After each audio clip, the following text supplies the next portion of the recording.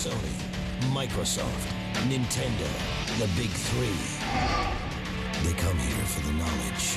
They come for the light. They come for the glory. Millions of dollars at stake. Careers on the line. The sound is deafening. The lights are blinding. The competition is fierce. They compete for prestige. They compete for money. They compete for us. Today, the console war reaches new heights. E3 is the battleground, and only one network brings it to you live. G4 and Attack of the Show present E3 06 Live. Come on, get louder than that! What are you doing? It's E3! Jeez. Hey, everybody, welcome to E3 06 Live, presented by Scion and Mountain Dew.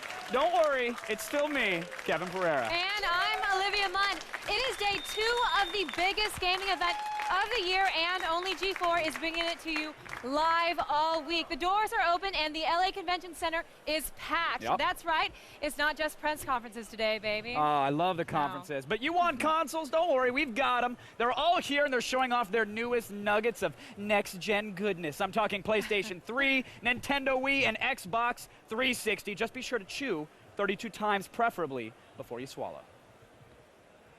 All right, and don't forget about the games. It seems like every developer in the world is at this party, and they've brought their latest and greatest titles with them. If you can play it, it's here, and if they created it, we'll be talking to them. That's right, and since E3 is a private industry event, G4 is the only way you're going to see absolutely everything. Don't worry, we've got your all-access pass right here. That's right, and we'll be here as the events unfold all week long, providing you with the insider information so exclusive that even Bill Gates himself doesn't know about it. That's true, because we're like this, and he didn't know. He tried to pay me, but Bill's money, no good here. No good. No good. So Classy pry man. those eyeballs open with a crowbar because you don't want to miss any of this. And E3 wouldn't be complete without G4's very own gaming yogis from X-Play, Adam and Morgan. Seriously, these guys have a combined video game knowledge. It's so vast that it makes mine look merely superhuman. Ah, well, thank you, Kevin. That must be why you wear that cape when you sleep. It's superhuman. Anyway, I'm Adam Sessler, and I love the smell of E3 in the morning. It smells like, oh, what's the word? Merchandising. Well, I'm Morgan Webb, and I need to stop you right there because What? A, it's not the morning, and B, it sort of smells like 30-year-old virgins and 20-sided dice in here. Yeah, so do I. But just listen to what we have coming your way in today's show. Extreme close-ups of Metal Gear Solid 4, Legend of Zelda, Twilight Princess, and I don't know, Halo 3. Sure, you're gonna buy them, but will they be any good? Over the next 3 hours, we will help you find out. And we're even going to be going hands-on with Prey, Madden NFL 07, and Gears of War. That's right, we'll be playing them here on this stage before your entertainment-starved eyes. Plus, there's gonna be enough Morgan Minutes, booth babes, and celebrity guests to make your TiVo cry with joy. I am not an optimistic man. No, no, no. But the show, it's gonna be amazing. And there's so much going on today, we simply can't do it alone. No, we can't. No. I mean, I can't do anything alone, actually, like dress. We've got a Justice League of Friends. They're out there on the show floor. They're investigating, they're interviewing, and they're intimidating the developers into submission. So why don't we let them introduce themselves, starting with Zach Selwyn. That's right, Adam. I'm standing here at the Sony booth, and you want to know what's new? How about games for the PS3? Look behind me. We got stuff in different shapes, colors, sizes, and it's all coming up in just a few seconds. In the meantime, let's throw it to my girl, Kristen Holt. Okay, Zach, I'm here at Nintendo's booth in the West Hall. Crazy. I've got the scoop on how the Wii franchise games are going to work with the new controller, but for now, let's check in with Kevin and Olivia. Thanks, Kristen. All right, you've already heard a lot from us, but G4 also wants to know what you have to think. Seriously, they care, honestly. I You're going to care. be seeing a lot of amazing stuff this hour, and we want to hear what you have to say about it. All you have to do is log on to g4tv.com/E3 and vote in our heat index, or you can text E3 to G4TXT, that's 44898 to vote, and register for E3 live news alerts. Now we're going to be checking the results every hour to find what gets you tingling, besides the ringworm. We'll even be reading your comments live on the air, so be sure to indent your paragraphs and use topic sentences. It's just proper grammar. It's It polite. is. Now, you know, I once read on a bumper sticker that you don't know where you're going if you don't know where you've been. Ooh. Serious words to that. With that in mind, let's take a look at all the action that unfolded in yesterday's installment of E306 Live and all the big news that's coming up today. The show floor is open. E3 has officially begun. The hallowed and very loud quarters of E3 are once again sending that siren call to every man, woman, and child who's ever felt the thrill of bashing an A button. This is the one and only place to see tomorrow's games today. Yesterday, we showed off the press conferences and enough exclusive footage to send you into an anaphylactic shock. You got the lowdown on the PlayStation 3, Nintendo's Wii, and Will Wright's Genesis project, Spore. 2 humans sent us a bullet-riddled Valentine, and Gears of War made a giant boom. But today is the day of days, and what do we want? The hair of the dog that bit us, that's what. Halo 3. Master Chief gets a promotion into the ranks of the next console generation. I know some extraterrestrials out there that are in big, big trouble. The big man hits next gen. Madden NFL 2007 takes the field. And if anyone could kill a man with the PS3's 8-processor cell chip, it's Solid Snake. That's right. Metal Gear Solid 4 breaks its vow of silence. We get a look at who is the hunter and who is the hunted with Prey. Sam Fisher has been training for this day his whole life. Splinter Cell Double Agent is finally out of the shadows. And it isn't a Nintendo console without an appearance from the godfather of gaming, Mario. We'll get to see what he's up to on the Wii. E306 Live is here. Come on in and leave your sanity at the door. All right, our first extreme close-up of the day is quite possibly the most anticipated game of this show. Grown men will be giddy like pansy pants schoolgirls at the mere mention of this title. That's right, Xbox 360 owners, prepare to be dazzled, because we've got an extreme close-up of Halo 3.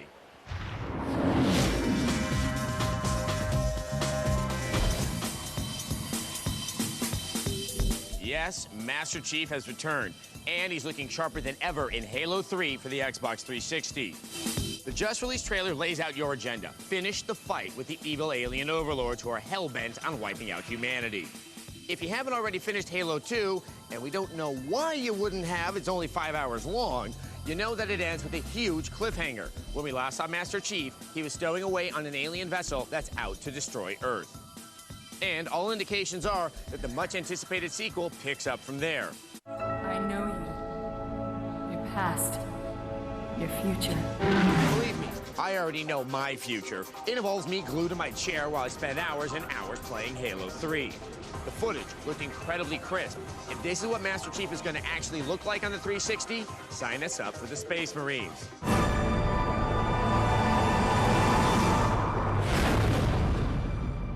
This is the way the world ends. I never thought I'd say this, but I can't wait for the world to end. We'll find out more when Halo 3 hits the Xbox 360 in 2007. You know, I just love those mysterious future voices. This is the way the world ends. Apparently, British women will be computers in the future. That's Right. what every movie's told me. Okay, you know, when I said if it's going to look like this, I think that's the thing. That looks so awesome. But because it's really a trailer, it doesn't exactly prove to me, okay, will it actually look like that when I'm in the first person playing the game? Yeah. Exactly, kind of like similar to the Killzone thing. So, yes, send me an actual demo of the game, please. And if it does have graphics like that, it's going to seem a lot classier when I go into a rumble pit with a bunch of 14-year-olds yelling obscenities at each other. And speaking of poorly checked aggression, let's check in with Kevin and Olivia. Oh, come on. Our aggression's checked. I haven't Wow. punched you in weeks. Sorry. The bruise is still there, I'm Kevin. sorry. My emotional scarring hasn't healed. Sorry, let's just talk to the kids at home. Let's just move on, people. Let's do it. All right, Halo 3 might be capturing the hearts and minds of the people right now, but there are other great games to look out for. This is true, and some of them can only be played on the next-gen console that's actually more expensive than a 12-pack of mink condoms. How would you know? I've purchased many. The PlayStation 3, of course. Yes, Zach Selwyn is at the Sony booth with more.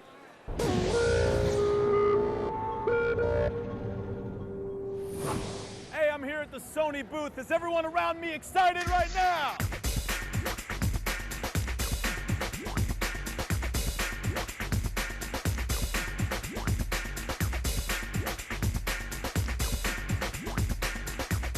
What if World War II never happened? What if the planet was overrun by aliens? No, it's not the Anne Heche story. It's Resistance, Fall of Man. This first-person shooter has guns. Lots of guns. More guns than DMX's grandma. And that's a lot of guns. In Warhawk, you can do just what the great John Denver only dreamed of doing. Successfully fly a plane over the wonderful countryside we all take pride in. And you shoot things. Now that's a Rocky Mountain High. There are legends and there are untold legends. But let's talk about them anyway. With Untold Legends Dark Kingdom, you get the fighting, the story, and the man. This game is fully interactive. What does that mean? It means you can hit anything and anyone, making supermodels everywhere extremely jealous. Well, that's just a taste, a sliver of the PS3-ness. We're going to bring you a whole lot more as the week goes on. In the meantime, let's go back to the stage. And we'll be checking back with Zach later for all the Sony news that you can cram into your little brain, and then it's going to spell out your nose some, I'm sorry. When we hear about a new PS3 game, you're going to hear about it too, don't worry. All right, there's lots more E306 live on the way. She's not lying. I'm Stick not. around or I will personally go to your house and break every console you own. Except the Neo Geo, because I really like that one. Coming up, get an exclusive peek at the hot new title from gaming legend John Carmack. And next, get medieval with Richard Garriott's Tabla Rasa. E306 Live is presented by Mountain Dew, coming to you live and in color.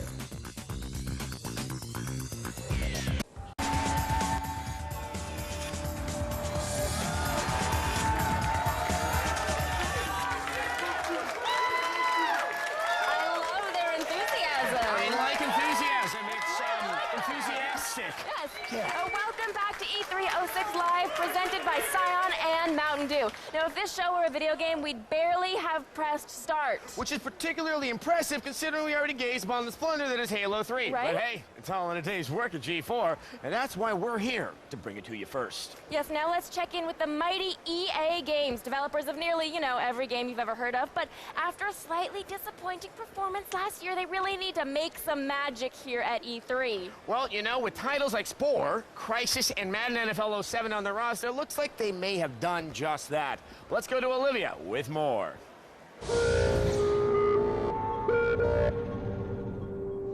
As you can tell, I'm right here in the middle of all of the action on the E3 floor. It should be no surprise that EA has brought out the big guns with some very exciting games. Let's check them out. First up is what most consider the standard in football video games, Madden NFL 2007. But not only does the cover shot inspire awe, it also inspires fear because of the curse. This year's cover boy is NFL MVP Sean Alexander, whose presence in the title also signifies an improved running game in Madden. Let's just hope he looks both ways before he crosses into the end zone. Next up is Spore, a title that Christian Wright is sure to love because it gives gamers a crack at intelligent design. Gamers will actually play God as they control billions of years of evolution right on their PCs. Last but certainly not least is Crysis. Set in the year 2019, Americans and Koreans will do battle in some of the most realistic warfare. Here it is, from football to fragging, EA has it covered. Now keep it here on G4 all week. We will keep you updated on everything as it happens. We actually have Madden on our set in just a few minutes. And yesterday we had Spore and Crysis. I have to say, exactly. Spore, easily one of the most original games ever made. People are very excited about it. Everybody wants to play God, so, Exactly. And Crysis, while, okay, it's kind of like Far Cry, the game is still an original property. This is a new thing for EA and a good thing, too. Just because it's on a tropical island doesn't mean it's Far Cry. Yeah, and it looks better than I ever hoped to. And you can shoot trees. Yes, we'll keep checking back with EA throughout E3 for more details. Now, why don't I turn things over to the host? I think it was a kid sister. Oh. Here's Kevin Pereira. Oh, I miss it. He used to braid my hair those days. It's an honor, ladies and gentlemen, to welcome our first guest for the day, Lord British himself. He's been in the gaming business since the only thing he could really play was Pong, and now he's here to talk about his latest master stroke, Tabula Rasa. We're about to get some FaceTime, everyone, with Richard Garriott.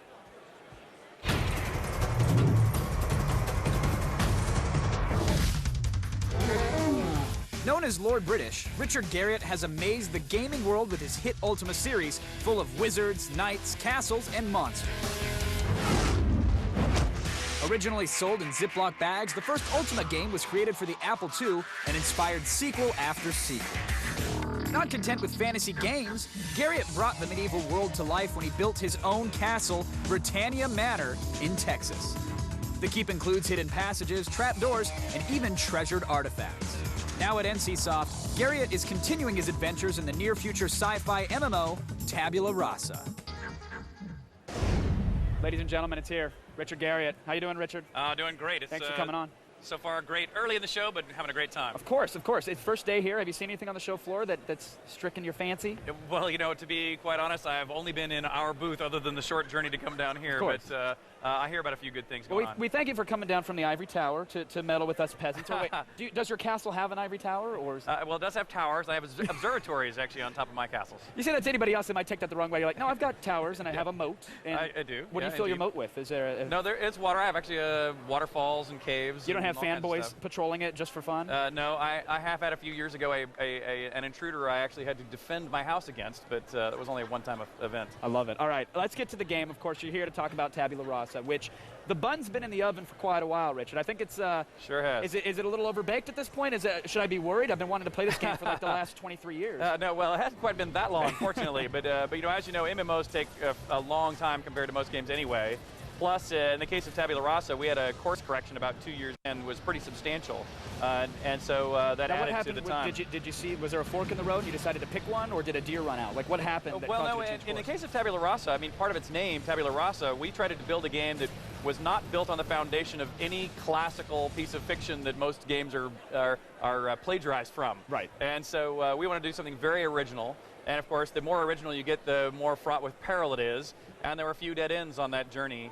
But now at this point in time, we're very close to the end. We're months from release, and we're very confident we have a great game in hand. Now it's kind of a futuristic MMO, but there's a shooter aspect to it. So what is this game? Is this a shooter? Is this a traditional MMO, or is it a little mashup? It's somewhere in between, actually. Okay. But fundamentally, it's an RPG in the sense of your character's attributes and the equipment you've collected absolutely determine your general level of success. And it's not a shooter in the sense of it is not an arcade game. Right. It's not a fast twitch whack-a-mole applet on a web page exactly. type game. But unlike most MMOs, you identify a target and then start staring at the interface to, go fireball, sword swing, healing potion. Or you hit your macro and grab a Twinkie and start drinking your Mountain Dew. Which won't work on Tabula Rasa. Good. And Tabula Rasa, it's much more tactical thinking throughout your engagement. It's very fast-paced. You have a weapon on your one mouse button, an ability tied into your other mouse button, and you are looking through your targeting reticle at the opponents you're shooting at the time. But to keep it from being an arcade game, we have what we call sticky targeting. So when I sweep past an opponent, it sticks to that opponent, and it knows that that's what I mean to be sure, you want to lock onto that, not the tree that's being drawn in the distance. Exactly. So that's why it's not truly a shooter in that sense. Now, are you hiding this? Is there some dice rolling going on under the hood of the game? Is Absolutely. This kind of like how Auto Assault? You guys sharing technology at all on this? Or? Actually, strangely, not in the RPG sense, but actually in the fundamental 3D graphics side, yes. We're actually, both those products are built on an internally developed 3D engine we call Palantir. We actually have another game in our Korean office being developed on that same technology, and we think it's done a very, very good job for us. Now, I hate saying between saying we and saying wow, I'm done with the W words, but you can't say MMOs without saying wow, and of course World of Warcraft. Sure. Have you played it? Have you checked it out? I mean, are they your competition, or are you going for a different market that hasn't touched the World of Warcraft? Well, first of all, it's a great game. I actually do play it myself, and I think it's fantastic. But I actually don't think, fortunately or unfortunately, depending on if this works or not, I actually don't think any of the current MMOs in development or already out are really a direct competitor with Tabula Rasa. We believe we're going to attract broadly MMO gamers and broadly, tactical multiplayer shooters into this hybrid. And you've eliminated some of the mundane from the MMO, and that's one thing that has me most excited for you, that you figured out it's not about the grinding and long travel times, it's about having fun and actually playing a game. Exactly. We believe very strongly in 30-minute play cycles. Get in, find your friend quickly, not march across the world to get each other. Get playing a mission, which should be very succinct, 30 minutes maximum. And we also believe in, if you think about most MMOs, your life on average is pretty average. Sure. You're grinding for levels, and half people are higher, half people are lower, and only the narrow bandwidth of people near your level are fun to play with or capable of even playing with you. We do a game that's much more like a solo player game, like a traditional old school Ultima, where you get to play with your friends. And so we have lots of instance spaces that are very custom to do storytelling and puzzle solving where you feel more accomplished other than leveling. Well, Richard, you have the track record that lets me know it's going to be worth the wait, and I can't wait to play. Thanks for coming on and talking about my it. pleasure. Thank really you. appreciate it. Invite me over to the castle sometime, seriously. Will do. Come on I can down. quell an uprising for you. Excellent. Everybody, I got to be honest, I'm all talked out. So while I lube up the old vocal cords with a little Jimmy Beam, let's check in on Adam and Morgan. I just want to warn everyone that there is a lot more E306 Live on the way, so be prepared. Rotate yourself on a regular basis to, avoid those bed sores. Right there. And eat some grapes to restore your electrolyte balance. those are good. Get a cup to wee in. Wee in, so you won't miss 1 second of the action. Coming up, go behind enemy lines with the maker of Gears of War. Plus, get the lowdown on Madden NFL 07. You don't want to miss it. E306 is also brought to you by Netscape. Sign up today and get free Web Accelerator when you stay for 12 months.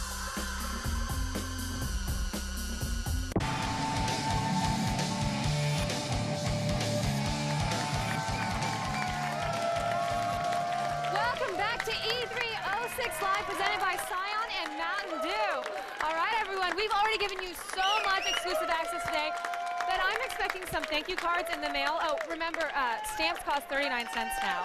And while you're at it, send Morgan a card, too. You'll definitely want to after this. Morgan? Thanks, Olivia. Now, when I think of football video games, one name comes to mind. Secretary of Transportation Norman Mineta. I know, it's a long story, but you probably think of John Madden. Maybe that's because his are the only NFL licensed games on the market, or maybe it's because he's made couch quarterbacks out of every man, woman, and frat boy with a console and a dream. So now we're going hands-on with Madden NFL 07, presented by Scion.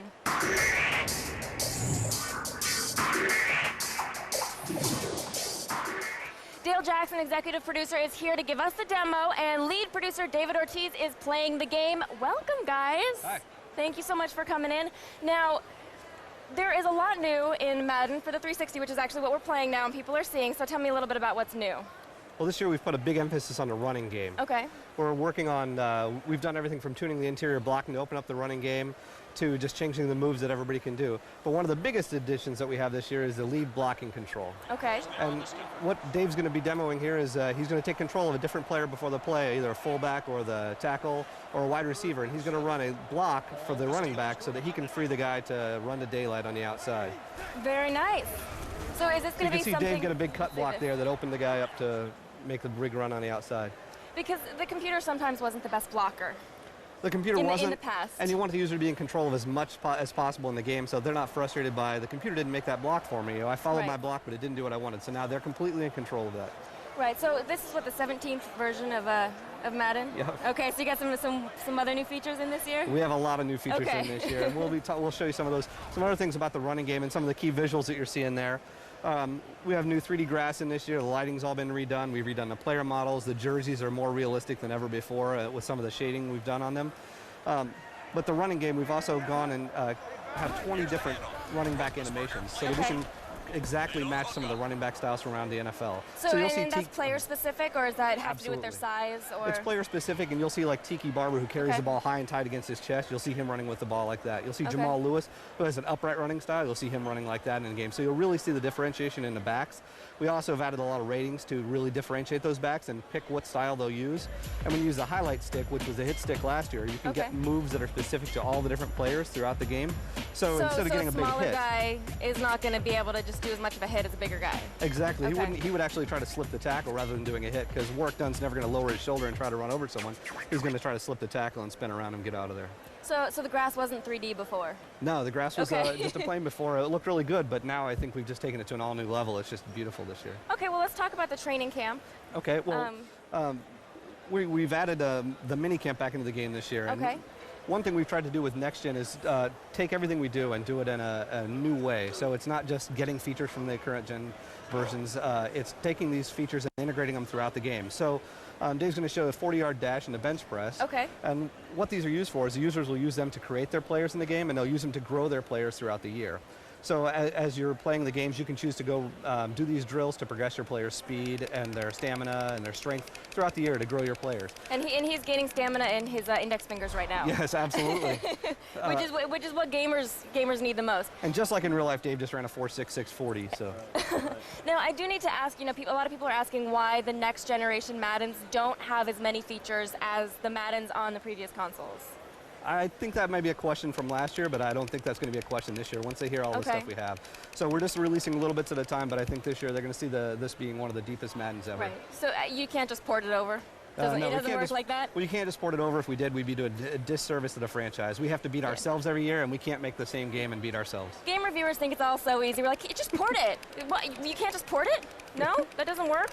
Well, watching all that football was close enough to exercise, and I'm a little winded now. Whew. So I'm going to breathe deeply and reminisce about old knee injuries while you watch Adam and Kevin. What do you mean old knee injuries? I always have them. I'm sorry I gave them to you. I just really needed to try out that new crowbar. Stop using the... It's so awesome. Thanks, Morgan. Appreciate it. Now, if you're enjoying this fine programming and wondering how you can indulge in even more video game TV, I have the answer, Adam. You do? Yes. Really? There is the Video Game Mashup. It's TV's only daily block dedicated to all things pixelated and playable. Yes, now the heart of the mashup is a show, I might know something about. It's called, what's it called? X-Play. Oh, yes! X-Play, Kevin. Yes, it's where Morgan Webb and I play and review every game we get our hands on. The mashup is three full hours of cheats, tips, tricks, and our brutally honest game reviews. You are brutal. Don't miss X-Play and the rest of the mashup weekdays from 4 to 7. That's the PM, folks, right here on G4. Now, out here in Los Angeles, you know, people like to talk on the phone while they drive, which always reminds me of what I like to do when I drive. Shoot those people. Good call. Now, before Kevin has the chance to commit a felony, let's take a look at 8 Days, the combination third-person shooter and driving game that Sony gave us a brief glimpse of at their media event. Here is the exclusive premiere.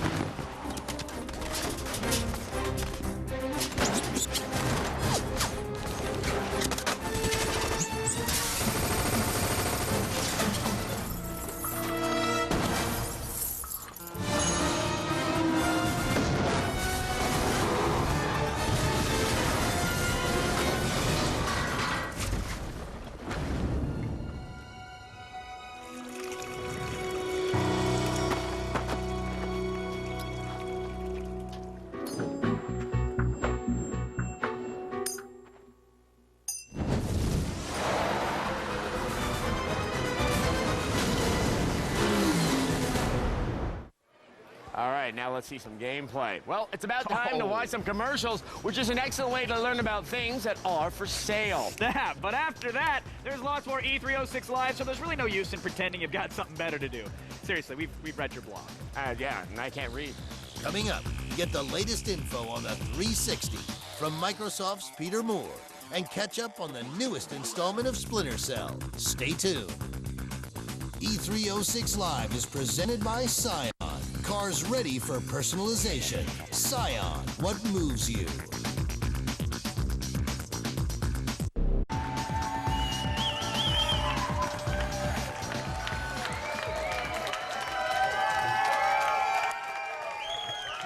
They're still excited. It worked for Hulk Hogan, but there are no Hulkamaniacs back there. All right, everybody, welcome back to the rich, creamy taste of E306 Live.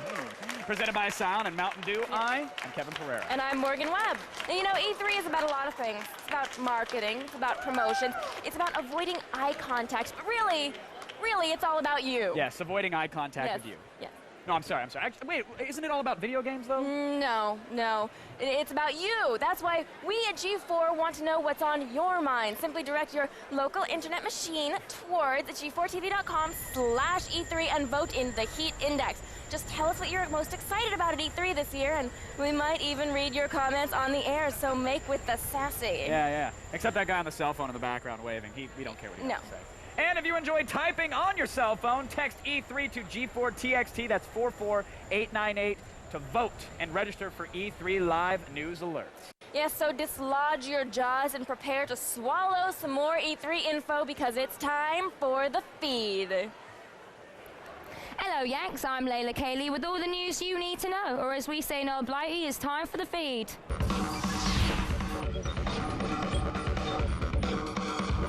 In today's top story, how much do you love Guitar Hero? Well, so does Activision. The publishers of the Tony Hawk series have announced plans to acquire Guitar Hero developer Red Octane.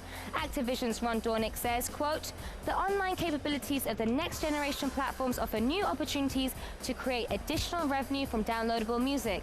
But Ron, dude, it's all about rock and roll, baby. Now add this to your list of reasons to live in Japan, right behind panty vending machines. I have one at home. Yes, I do. The publishers of Gran Turismo will select 5,000 Japan-based gamers to participate in an online beta of GT4. The publishers hope to refine the online gameplay, which they say will be a big part of the Gran Turismo high-def experience on the PS3. Qualifying gamers can apply for the beta through May 19th, so get your boots on and get to kicking. And finally, in PC gaming news, Microsoft has announced a brace of new titles for their Vista operating system. Namco Bandai's Hellgate London, that's my city, baby! Sorry, I'm kind of weird today. Crysis from Electronic Arts, THQ's Company of Heroes, and Microsoft's own Shadowrun will be all available in January of 2007. That's it for now. Keep it tuned to G4 for breaking news throughout the day and visit us on the web at g4tv.com. Until next time, I'm Layla Cayley and you've been fed, matey.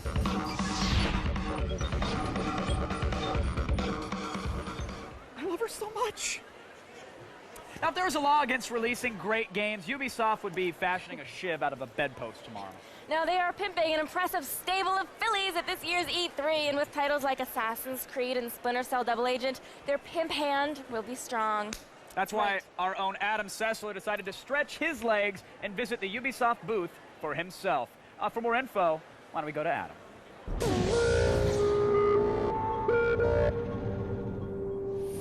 It is always a pleasure to be in the Ubisoft booth. Consistently at E3, they have the most impressive and easily the most varied games on the show floor. It's the same this year. There are some great faces returning, like Rayman. Now he's going to be on the Wii, and yes, I am personally very excited. That is not all that they have on board. By now, you've heard about Red Steel. This is the adult first-person shooter for the Wii that takes full advantage of the motion sensitivity to the point that you also use a sword like that. I played it, trust me, it works. All I want to know now is, can you do the sword fighting online? Capturing the PS3 buzz is Assassin's Creed. The action here takes place in the Third Crusade. It's coming to you from the Prince of Persia team, and while it shares in the acrobatics, it's got a lot more blood. If you want to play a World War II game, it's good to go with the action strategy combo of Brothers in Arms. This new title is Hell's Highway, which is a recreation of the battle for Hell's Highway. Sorry if I'm spoiling something, but the Americans win. Not surprising, but still exciting, Sam Fisher is back in Splinter Cell Double Agent. The game is different this time. It's taking a much darker turn, where you have to make some very serious moral decisions that will affect the outcome of the game. I don't know, we can think of it as a badass with attitude. All right, so they didn't tell me about a sequel to Beyond Good and Evil, but I gotta say, this is still one impressive lineup from Ubisoft. They haven't failed me, so, à la prochaine!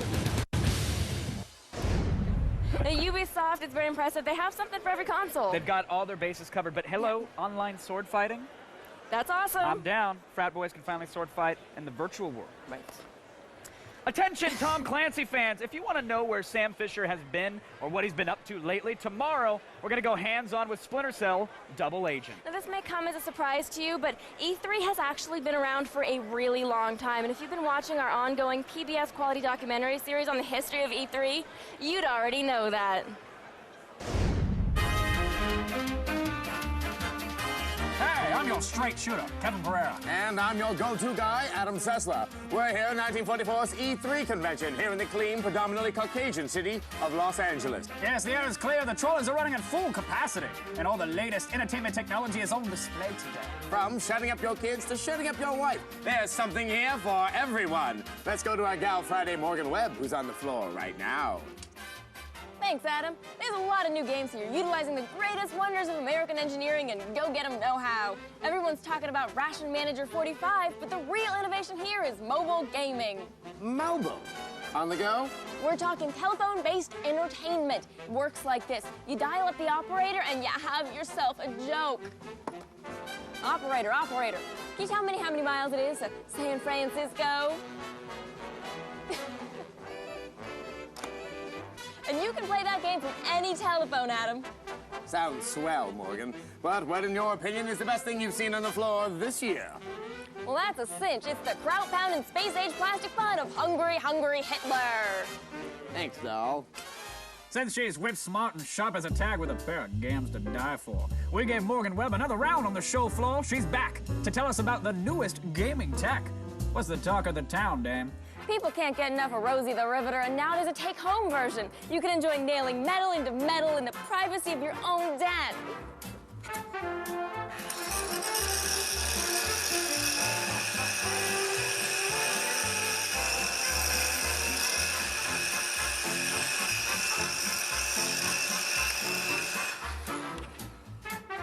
This one's for our boys abroad.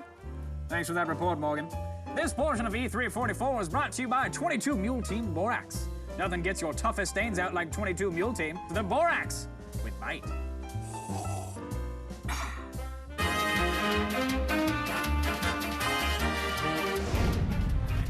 That's what I look like in my spare time. Of course. Yes. Now, earlier today, a very special guest dropped by the stage. That's right. It was G4's newest late-night player, Ed the Sock, and our very own Olivia Munn had the chance to catch up with him.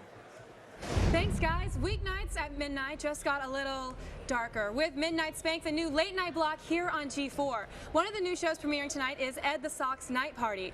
Lewd, crude, and unbearably funny, Ed the Sock pushes the moral barricades to the breaking point. Joining us now is Ed the Sock himself and co-star Leanna Kay. Hey, how you doing? Hey, Ed. How are you, Leanna? You guys just flew in from Canada and came straight to E3. Ed, what are you looking forward to the most? I'm looking forward to seeing 100,000 gamers squinting at daylight. Now, you guys are huge Canadian superstars. Are you guys afraid you're going to get mobbed here? I'm not afraid. I'm looking forward to it. Yeah, well, she's a redhead. She likes being surrounded by a lot of guys. Hey. Well, now, speaking of your show, this is the first time U.S. viewers are going to get a chance to see it. Can you guys tell me a little bit about what your show's about? Well, it's late-night comedy, but not late-night comedy like you're used to in the States. It's a little more edgy. It's a little more adult. We've got dancing girls, and we've got a hot tub with some beautiful women in it.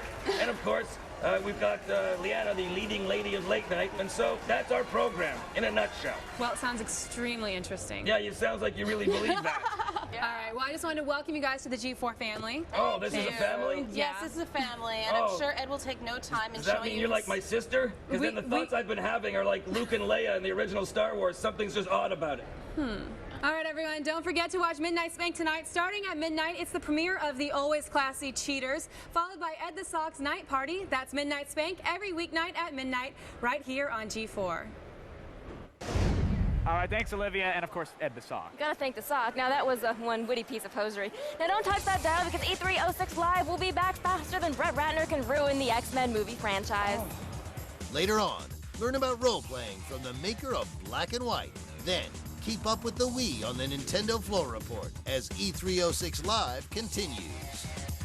E306 Live is also brought to you by Sony Pictures Classic, Art School Confidential, in theaters everywhere May 12th.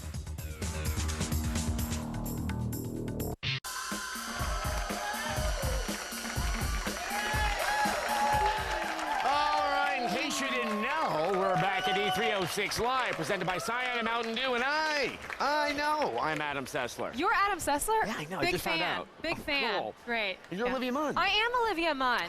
Great. Yes. It works out well. It does. The Nintendo Wii, or the artist formerly known as The Revolution, made a big splash yesterday at E3, but I think it still has a few secrets left under the hood. Well, then let's just check in with Kristen Holt to see if she can make Nintendo spill their beans. What have you got for us, Kristen?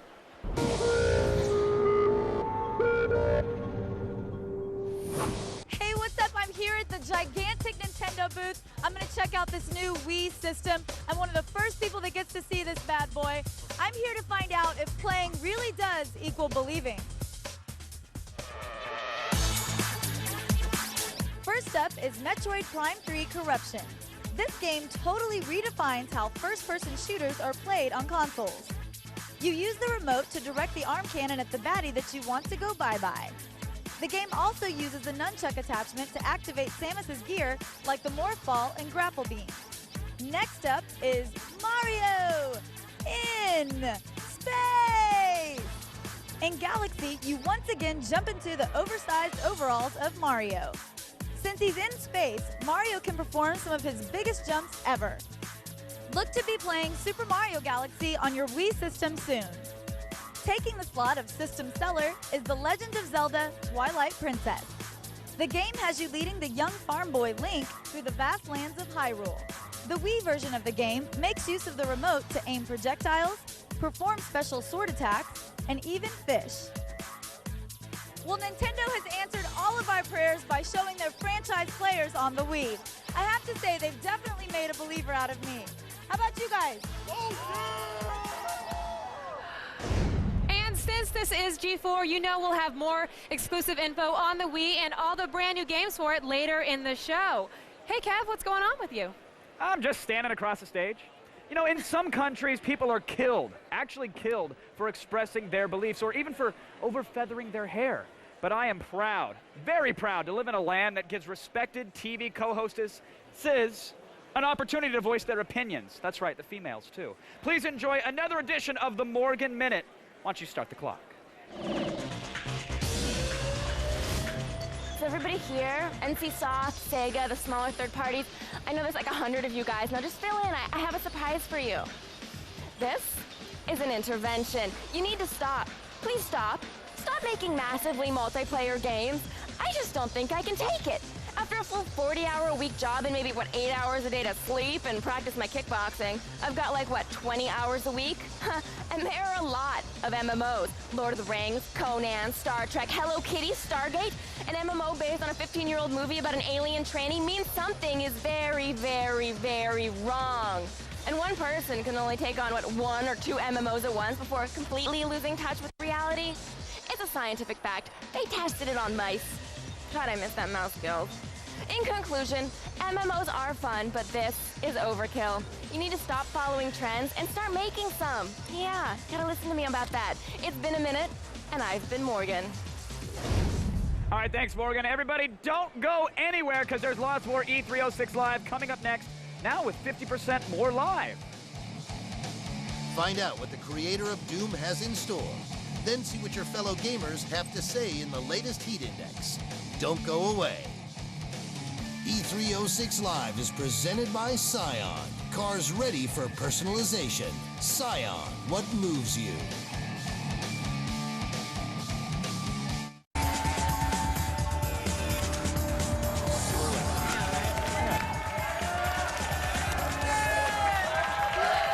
Welcome back to E306 Live, presented by Scion and Mountain Dew. We've gone through an entire hour here, and I can't wait to see what you guys liked best, the electronics, the entertainment, or the exposition. Ooh. So let's find out what you guys all thought in our Heat Index. That's right. First up is the PlayStation 3 lineup, which boasted Heavenly Sword, Ridge Racer 7, and Resistance Fall of Man. No surprise here, you said it was volcanic. Oh, yes, especially because of Ridge Racer, because it's a big surprise it being at a PS3 high-def launch. drifting. Come on now. I think they thought the Heavenly Sword chick was volcanic. Yeah, she was. Yeah. She got me heated up a little bit. Yeah, she's cute. I'm excited. Yeah, okay. Now, we also got some FaceTime with Richard Garriott. He showed off his newest game, Tabula Rasa, which you rated as hot, hot, hot, baby. You know, this one I'm actually really excited for. You know, I think it might have cooled off because of the anticipation. You know, it's right. like it was hot when it was volcanic when it was first announced, but now people have sort of forgot about it, I think, in the wake of other massively multiplayer games. It's going to come up again. I think when it's closer to being released, people are going to get very excited about it.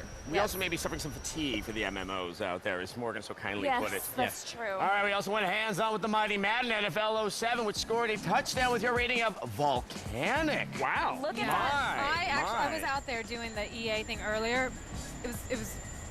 It's like no other Madden out there. And it has 3D graphs, and that really brings the level of Madden up a little bit. Well, no, as definitely, they told because me. if there's that one grass blade, if it's a little bit too tough, oops, daisy, you know, you're on your bum. Because the shorter grass actually makes you faster, but the guy they have on the cover is actually known for being so fast, so it's kind of a weird little thing. Yeah. All right, I just want to know what the new features are in this Madden. All right, and here's what Dwojo14 said about the new PS3. If the new PS3 is awesome to me. All these new games look so cool. Now they just need to release the system and demos. Yeah. Oh, that's all they have to do is just get it out there. I want to have a system and then free stuff. Yeah. What's the free stuff? All right. If you didn't like the results of the Heat Index, then don't just sit there sulking, you big baby. Get up and do something about it. Get over to g4tv.com/E3 and vote for what's coming up in the next hour. Or, as always, you can text E3 at G4TXT. That's 44898 to vote and register for E3 Live news alerts. Now, there is so much more E306 Live coming your way after the break. And don't worry, we'll still be here when you get back. Yes, you can worry as long as you keep watching. Just worry about general interest subjects. Yeah, like getting rid of unsightly or unwanted hair. Or the trade gap with China. Whoa, now I'm worried. Coming up on E306 Live, catch up with gaming legend Cliffy B as our coverage continues.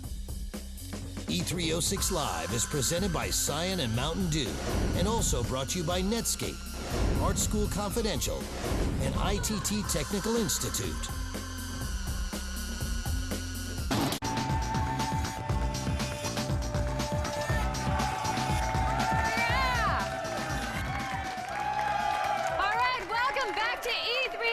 Live presented by Scion and Mountain Dew. I'm Olivia Munn. Oddly enough, I'm Kevin Pereira, and during the break, I actually walked around the convention floor literally for like 5 minutes. You wouldn't believe how many free t-shirts I got. 2.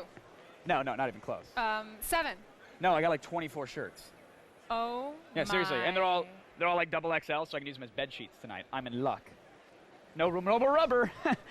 Okay, I think we just better tell everyone about the all-new Attack of the Show. Yes, move on from new that. Attack of the Show, that's right. Very important. Pay attention. Starting this Monday, things are going to look a little different. In fact, a little bit. Look, see these guys behind me here, these little TV guys? These are on the set. Yes. They've got monitors for heads, and they're dressed nicer than I am, which is phenomenal. You like the TV heads? Anybody? Kind of. Yeah, those guys have no idea what I just asked them. They don't even speak English. Anyway, we got a new cool, set. Though. They are awesome. Look better than most guys I date. They're going to be on there. We got some new faces. Oh, but we're keeping the same attitude. I hope that's all right. That's right. You know, couldn't see it any other way. No. It's Attack of the Show. All right. And coming up this year, AOTS breaks out with week-long road trips. In July, we're going to crash these superhero conventions with Comic-Con Live. And in August, we'll head to Sin City. That's right, Las Vegas, for a week of the sights and the sounds that only Attack of the Show can bring you. And in September, we're off to Tokyo, Nippon, the place that seems to be defining what's next, including animation, gadgets, and video games. It all starts on Monday. Be there with an all-new Attack of the Show right here at 7 p.m. Alrighty, well, we've made it through the first hour. I think we're all here. We all here? Yes, we are. Okay, but there's still a metaphorical boatload of exclusive E3 coverage, and it's ready to come your way. That was a very nice metaphor. It was, yes, wasn't it? Indeed. Loyal television minions will teach you about the 70s. They were a long time ago with our exclusive first look at Dirty Harry. Plus, Gears of War is ready to invade your Xbox 360. Now, funny, you should mention the 360, Funny. Morgan. Later in the show, we'll get some FaceTime with the man behind the console, Microsoft's Peter Moore. Yeah, see, the people at home probably think that's enough show. Well, the people at home are naive. I know. Now that we have The Legend of Zelda Twilight Princess, it's also on the show floor, and we are going to give you an exclusive look. It's all in hour 2, and that starts wait a second. When? No, wait a second. Right now. Oh. Get ready for the hottest new titles coming out for the Xbox 360, including Cliffy B's epic new shooter Gears of War. Then Microsoft's Peter Moore stops by for a chat. And of course, we keep you up to speed on what the booth babes are wearing. Or not wearing. G4 and Attack of the Show present E306 Live.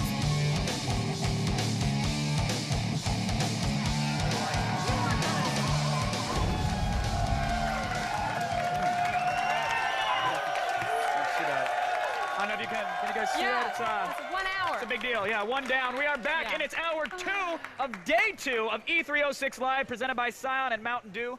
I'm still Kevin Pereira. And oddly enough, I'm still Olivia Munn. Yeah. As you can see, the convention center is packed. That's right, as it should be. This is the biggest video game event of the year, and G4 is bringing it to you like no one else can. We are your all-access pass to everything E3, new games, new consoles, Uncharted, levels of hype. My hair It's all here. Yes, we'll have exclusive first looks at the titles that you're going to be waiting in line for later this year. Oh, and don't forget about the consoles. We've got the inside story on the ones that the Stork just brought into our precious little world, like the PlayStation 3, little something called the Wii, it's Nintendo, and the Xbox 360. They all have their father's eyes and their mother's intuitive controls. All right, plus we'll get some FaceTime with the gaming legends who make all of this possible. If you only watch one Electronic Entertainment Exposition this year, you'd better make sure it is this one. Sage advice, Olivia. And now to tell us a little bit more about the almost unbearable amount of cool crap coming your way today, our Adam and Morgan GeForce Gamers Extraordinaire from X-Play. What have you guys got for us? Well, hello, everybody. Hello. I'm Adam Sessler, and the Yes. ancient Greeks would refer to today's show as, what's that word in Greek? Humdinger. Humdinger. Beautiful. Greek Oh, it is a beautiful language. Now, I'm Morgan Webb, and my co-host speaks the truth, because coming up this hour, we'll be going hands-on with Gears of War. This is the 360's big hope for a console-moving title this year. Plus, there's an extreme close-up of, yeah, wait for it, Nintendo's Legend of Zelda Twilight Princess. Yes, now let's check in with our agents on the E3 floor. Like ring race hunting for hobbits, their eyes are everywhere. Using a random number generator, I've decided to start with Zach Selwyn. Hey, thanks, Adam. As you can see, I got the worst job in town, hanging out with a couple of the ladies of E3. We'll be right back with a little interview with them. In the meantime, Kristen, what are you up to? Hey, Zach. Coming up from the Warner Brothers booth, we've got all the dirt on their new game, Dirty Harry. Stick around, it will blow you away. Let's go to the stage and check in with Kevin and Olivia. Great idea. Thanks, Kristen. We'll be seeing so much today that it'll be tough to really decide what I like best. All right, then let's just leave it up to our viewers. Oh, okay, I guess that worked last hour, so let's do it again. And I do enjoy letting other people do my work for me, so why not? I do your work for you all of the time. All right, all you guys have to do is log on to g4tv.com/E3 and vote in our heat index. Just tell us what's on your mind, and if we like what you have to say, we might even read it on the air. Of course, you can also text E3 to G4TXT, that's 44898, to vote and register for E3 Live News Alerts. In fact, what's coming up next is sure to get high marks in the heat index. That's right, Volcanic perhaps. Volcanic. You've got to be talking about Legend of Zelda, Twilight Princess, and I got to be honest, it almost pains me a little bit right here. Not so much here, but right here. Breathe. To give up the reins to Adam and Morgan for this one, but what choice do I have? The prompter says to do it, so take it away. I'm so sorry to cause you pain, Kevin. Well, for years we've been waiting for another installment in the Legend of Zelda series. And we gotta look at last year's E3, but a look was not enough. Now, it's clear that Legend of Zelda Twilight Princess will fully integrate the Wii's new approach to gameplay. And here is our extreme close-up.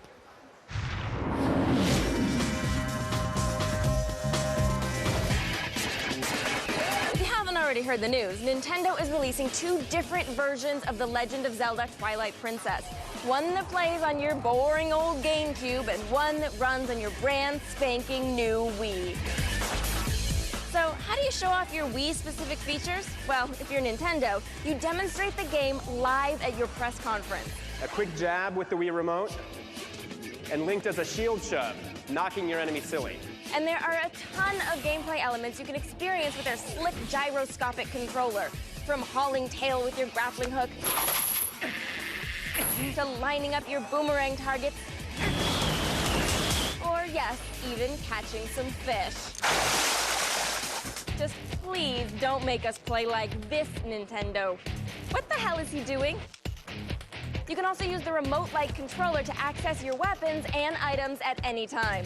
Nintendo also revealed that the controller has a built-in speaker, so every time you shoot an arrow, you hear it as well as feel it in the palm of your hand. Same goes for the classic Zelda chime. That takes us back. We'll have the full story on The Legend of Zelda Twilight Princess when it hits the GameCube and the Wii this November. Just please, for the love of Tingle, don't make us wait any longer, Nintendo. Please? And if you enjoy watching elf-like men in green tights save princesses, and who doesn't, you can check out g4tv.com/E3 for more and more Zelda. And now let's go from Hyrule to Hollywood. It's Kevin Pereira and Olivia Munn. Thanks, guys. Up next, we have a floor report on the brand new Dirty Harry game. Dirty Harry, huh? Yeah. Yeah, that's cool. I thought if they were going to make a game about Clint Eastwood, though, it was going to be The Bridges of Madison County. Oh, that was your favorite book, wasn't it? One of my favorites. That's a great book. Okay, well, in the meantime, I guess we'll have to tide ourselves over with Detective Callahan. Here's Kristen Holt with the inside story.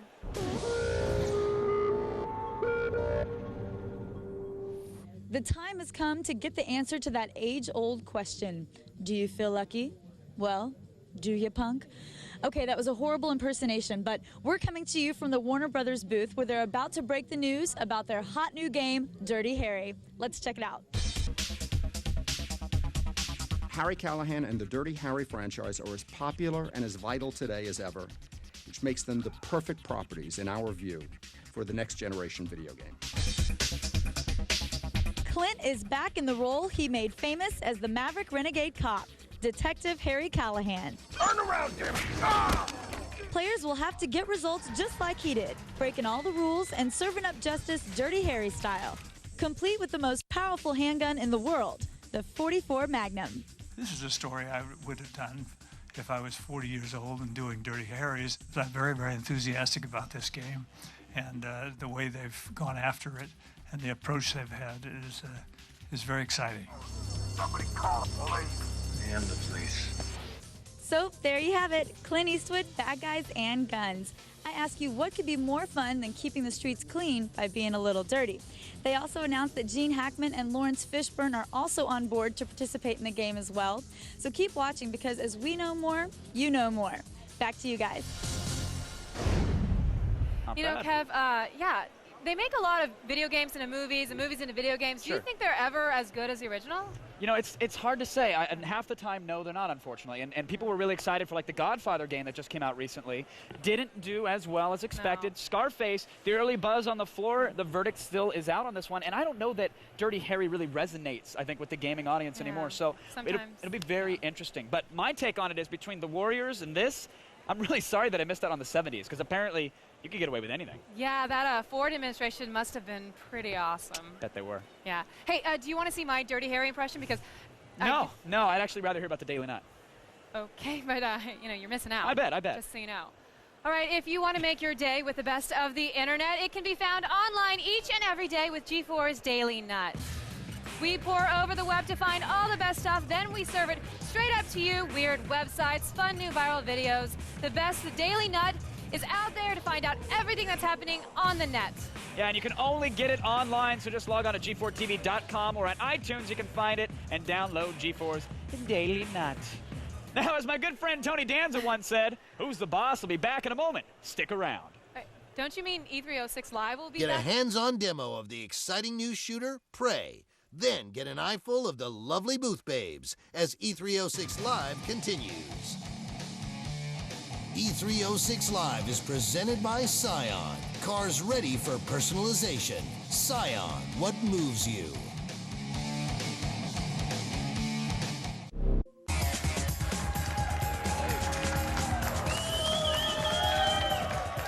Look, it's like Miyamoto. Oh, yes. Without the technology. Right. Welcome back to E306 Live, presented by Scion and Mountain Dew. I am Adam Sessler. Yes.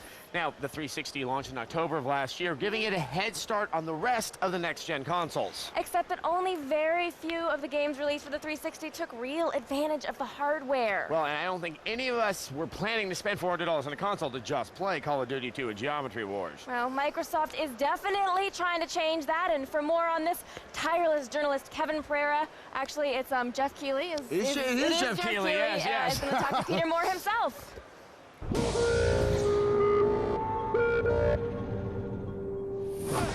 What's going on, everybody? I'm here at the Microsoft booth checking out the incredible wave of first-party titles that's just waiting to drop. The energy is huge, the booth is giant, and the games, well, the games speak for themselves. Check it out.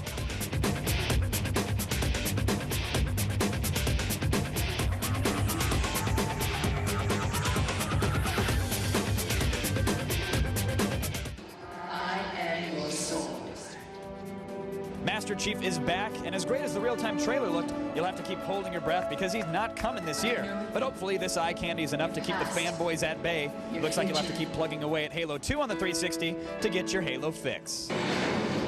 Gears of War is right around the corner. It's highly anticipated, and it just might be the cure for the common shooter. Gears of War was specifically designed with co-op play in mind and will utilize the Unreal Engine 3. It's going to make gamers drool even more than their enemies bleed in this action-packed, violent title. Although an official release date has not been set, we may see this rolling right out before Christmas. If that's not enough, I'll be back for a live hands-on with Gears of War a little later in the show. Another giant announcement at the Microsoft press conference on Tuesday was Forza Motorsport 2. The follow-up to the white-knuckle motorsport title of 05. The trailer is slick and this game is sure to be fast.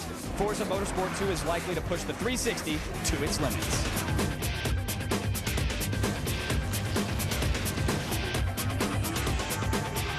All right, that's all for now, Xbox fans, but fear not, I'll be back even later with more Xbox 360 goodness.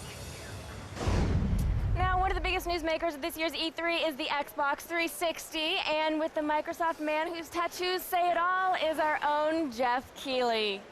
Thank you, Morgan. Now, you know, when you think of Xbox, one name comes to mind, Master Chief. And if you think a little harder, though, you'll arrive at Peter Moore. He's the man at Microsoft who's in charge of the Xbox as well as their PC games. And here's some FaceTime with Peter Moore, fueled by Mountain Dew.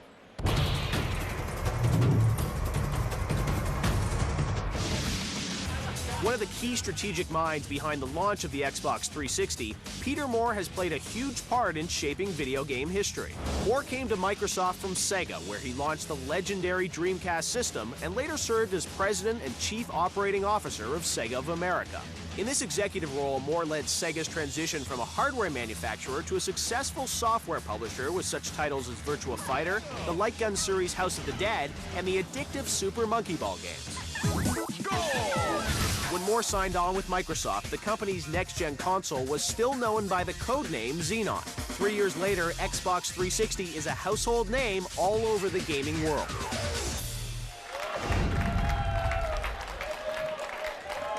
Peter Moore. All right, sir, welcome to the hot seat. Always a pleasure. Now, Peter, you know, big news at the press conference about Halo 3. It's coming in 2007, so what can you tell us about it? Bungie's hard at work on it? Of course. It's time to finish the fight, Jeff. That's what I can tell you about it. So is this the silver bullet against the PS3? Oh, no.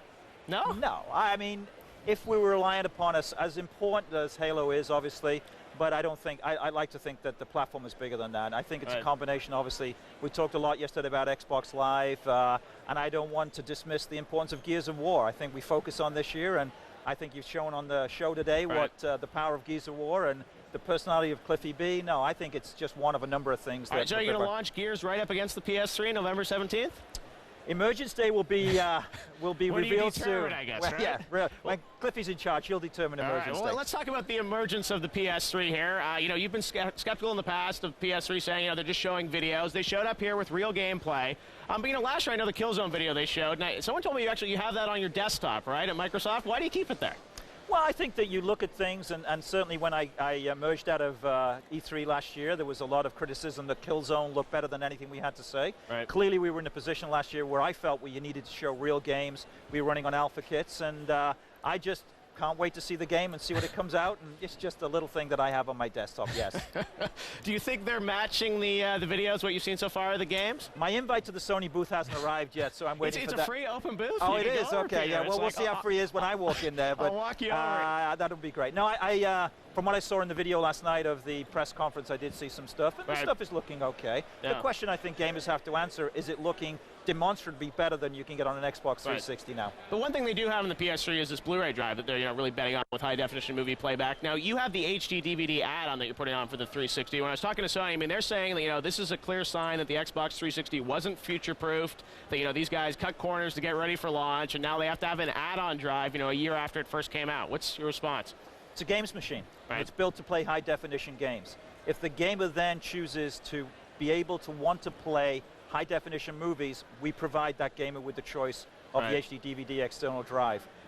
We believe that games are fundamental, that as well as Xbox Live being that communication to your friends is fundamental. After that, high-def movies, nice to have. Okay. Now, GTA 4, that was a big surprise announcement. You had 2 tattoos. Everyone thought it was the Halo 3 tattoo. It was GTA 4. It's coming to Xbox 360 on day one. You pulled the exclusivity away from Sony. Tell us a bit, how did that happen? How many meetings did you have to make that happen, Peter? Guys at Rockstar are brilliant. They're geniuses. When we look at the last generation, clearly I think everybody would know that the power of the Grand Theft Auto franchise was a lot of what drove the install base of PlayStation 2. And obviously it's important that we neutralize, if you will, the effect of that. We love the Grand Theft Auto franchise, and I think it's going to be important that the only place you can play Halo 3, Grand Theft Auto 4, and Gears of War is going to be on the Xbox 360 platform. Absolutely. Now, last time when I talked to you last year, you said, give me a call, Jeff, on January 1st, 2008. And I'll be able to tell you who's going to win the console war. Now, you guys say you're going to ship, 10 million Xbox 360s before the PlayStation 3 comes out. Do you think is the timeline accelerated there? Are you gonna know earlier? No, I still think that the first holiday, which would be next year. Look, Sony's going to be capacity constrained this holiday. There's no two ways about it. Nintendo will be in the same boat. The real battle begins, quite frankly, in the second holiday of when we're all, Sony, Nintendo, and Microsoft, in full supply, that a consumer can walk into a store and say, I want that one. I want that one because they've got great games. I want that one because the price is right. I want that one because it's got a great online experience. Those are the choices that they're going to be making. We'll still get together on January 1st, 2008. We'll have a toast and see if you win. All right, Peter, well, it's great having you here on G4. Thanks for coming by. Always a pleasure. Right, back to you, Morgan. Thanks, Jeff. Now, there's lots more E306 Live coming at you after the break. Change the channel and you'll miss it, which would be bad for all parties involved. Coming up after the break, the action heats up as we get an exclusive demo of the incredible new shooter, Gears of War. E306 Live is presented by Mountain Dew, coming to you live and in color.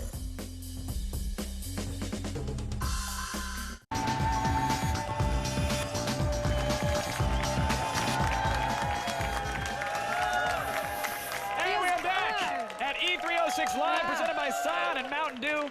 It occurs to me that E3 is really kind of like a burrito. It's wrapping up all that is right and good about games into a delicious tortilla made from stone ground hype. Well, if that's the case, then G4 is serving all that live exclusive access to you with a side of guacamole, queso, and a smile. That's right. Yes. If I could choose one person to spend the next minute with, it'd have to be Morgan Webb. Sorry, Me Olivia. too. Hey. Let's get 60 seconds on the clock and bring you another Morgan Minute. Fantasy is out and dragons are in. Watch it, fanboys. I see you over there sucking down the sweet nectar of the Final Fantasy VII spin-offs. Let me try to tempt you with some different fruit.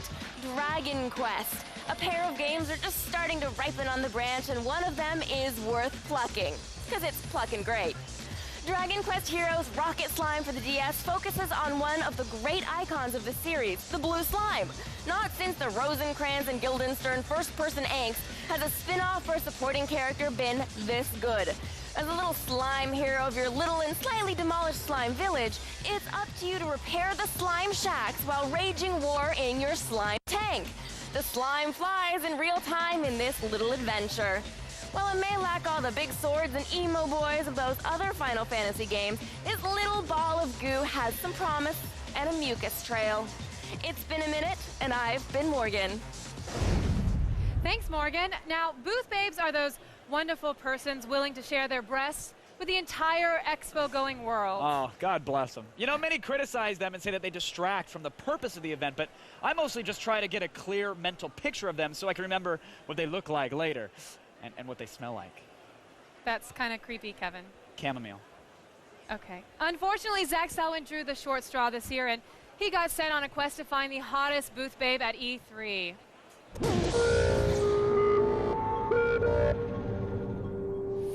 Hey, I'm down here on the floor at E3, and I've got the hardest job of the entire convention.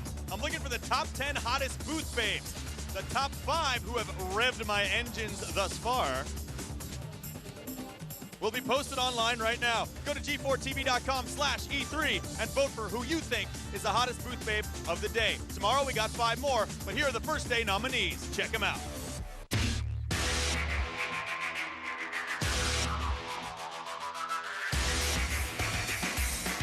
Now, can I ask you what character you represent in the game? I'm not exactly sure. I'm supposed to be one of the characters in the game. Wow, they really did a lot of good training. What's your master's in? Business. So what do they call that? NBA? I don't play basketball. What other games, what other places have we seen you? Not games, but more like magazine, like Playboy, or my website and stuff like that. What's Playboy? No smelly guys? No smelly guys yet. What about me? How I smell tonight? Well, I mean, I think you're the first one that... Little gamey. It's hard to be my character and want to be into the game because, I mean, there's hot-ass guys walking around. I mean, excuse me, but... Oh, please. No need to be excused, honey. I have seen some bodies here. All right, there you have it, my top 5 hotties of E3 so far. These two real close. You guys are number 6 and number 7. You think next year you might dress a little skankier? Let us put you in the top 5? She's a well-spoken one, isn't she? In the meantime, help me out. Vote for those girls online at g4tv.com/E3. Yeah, thanks, Zach. Thanks for that. Yeah, he gets the short straw, yet I get Richard Garriott, and he gets the booth babes. I'm here. That's true. No? That is Yes? true. I Although mean, Richard does look better in hot pants. I'm going to be honest. Come on, you can't. All right, I'll give you. Yeah, that's right. That's right. You know, he does work out the glutes. All right, and if you want to keep that funny feeling right down there, keep it locked on G4 for all your booth babe needs. We'll be checking in with them all week. Now, E306 Live never stops. However, it does periodically slow down to shed its exoskeleton. Oh, and also for commercials, so stay tuned. Coming up, Peter Molyneux takes you inside the magical world of Fable. And of course, there's plenty of booth babes as E306 Live continues. E306 is also brought to you by Netscape. Sign up today and get free Web Accelerator when you stay for 12 months.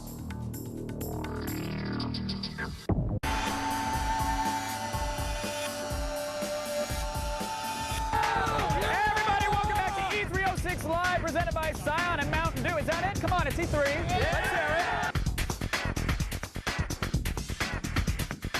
All right, there's still a bunch more 360 titles to check out, so let's get started right now. Set in a Norse-based future universe, you play as Baldur, the cybernetic god. Our hero is fighting to save mankind from the war machines that are determined to wipe out all humans. In the first part of this planned trilogy, you navigate the world using melee and ranged weapon combat in both the single-player and 4-player co-op online play. Now, if Sci-Fi Future doesn't get you all excited, soon you can sink your teeth into Fable 2, the follow-up to Peter Molyneux's original title. Fable 2 was announced at Tuesday's press conference and will certainly have Molyneux fans exploding with excitement. Finally, for the 360, we have Crackdown, the futuristic third-person action title brought to us by David Jones, the man behind the original Grand Theft Auto. Crackdown will offer an open-ended universe which will load once and stream levels as you make your way through the online world. Get ready to crack down right before the holiday season. All right, that wraps it up for our Xbox 360 floor report, but stay tuned. We got plenty more coming up.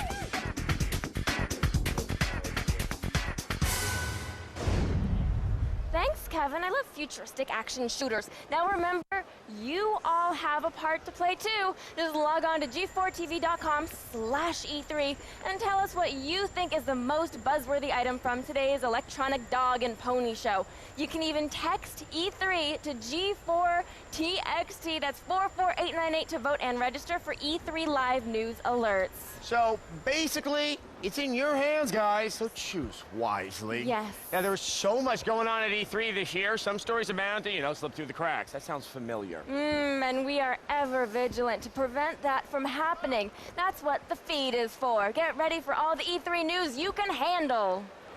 Hello, I'm Layla Kaylee with all the news that matters to you, or as we insiders like to call it, the feed.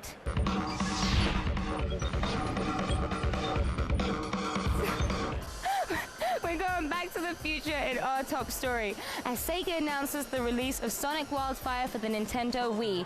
In his first solo adventure since the original Sonic the Hedgehog, the spiky blue guy speeds through the Arabian Nights with moves designed to take advantage of the Wii's controller. So it took a cutting-edge interface to bring back Sonic back to his roots.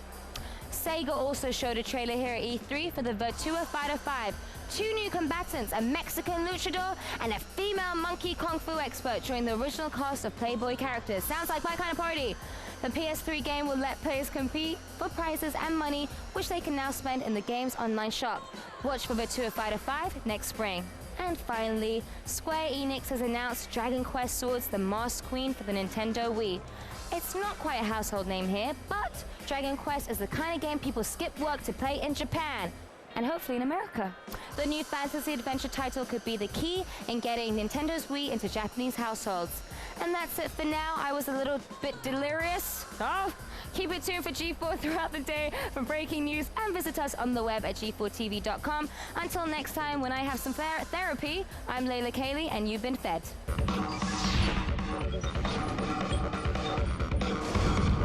All right, if you want to see more of the feed every day, you can, because it's part of the new G4TV.com. Yes, that's where you'll find the feed and all of the action from here at E3. Games, and more games. Plus, there's The Pile, G4's broadband channel filled with thousands of exclusive videos. Some that are too hot even for G4 TV. And we get pretty hot, too. Yes. I'm kind of schwitzy right now. Yes. All right, G4TV.com. It's everything you want, when you want it. You know, ever since E3 imposed draconian regulations on the booth babes and limited their God-given right to express themselves through exposed flesh, I've seen a lot of disappointed faces in the crowd. They're like, forget the crowd. The booth babes are the real victims of this tragedy. And thank goodness G4 decided to do something about it. E3. On the surface, a yearly convergence of video games, technology, and industry luminaries. But it's also a showcase for live, buxom women, covered in video game paraphernalia. They are known as booth babes. But thanks to restrictive new E3 policies that limit provocative behavior and dress, these booth babes will have no booths to beautify. And if these sexy migrant workers are denied their traditional source of work, these booth babes will be forced to turn to other means of employment. Begging, working the street, or even worse. This is Christy. Christy, what are you reading?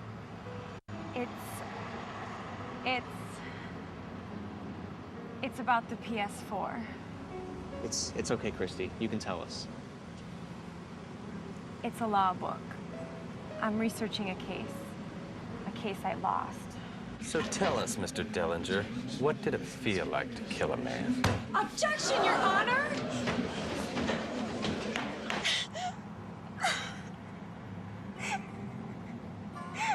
Christy is one of the lucky ones. Others are forced into a desperate life-and-death struggle. And to survive, these ex-booth babes are often driven to degrade themselves, even more so than they do at E3. But you can help. With Booths Without Borders. For just 80 cents a day, less than the price of a cup of coffee, you can sponsor an ex-booth babe.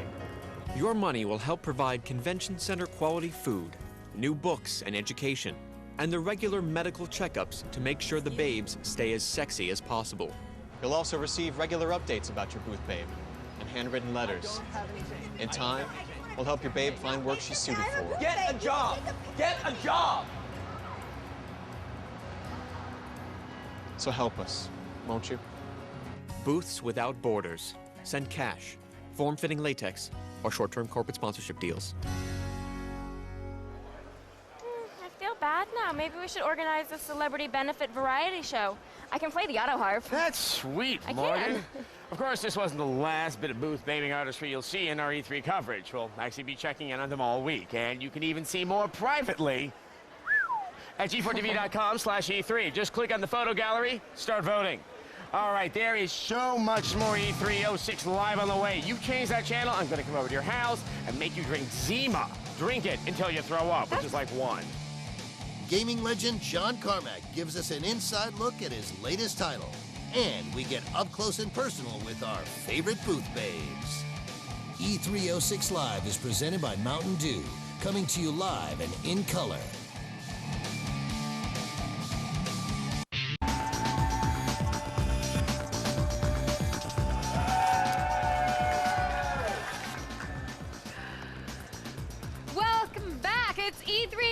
Live presented by Scion and Mountain Dew. All right, and now here is Kevin Pereira doing something that I so wish I was doing, playing Gears of War.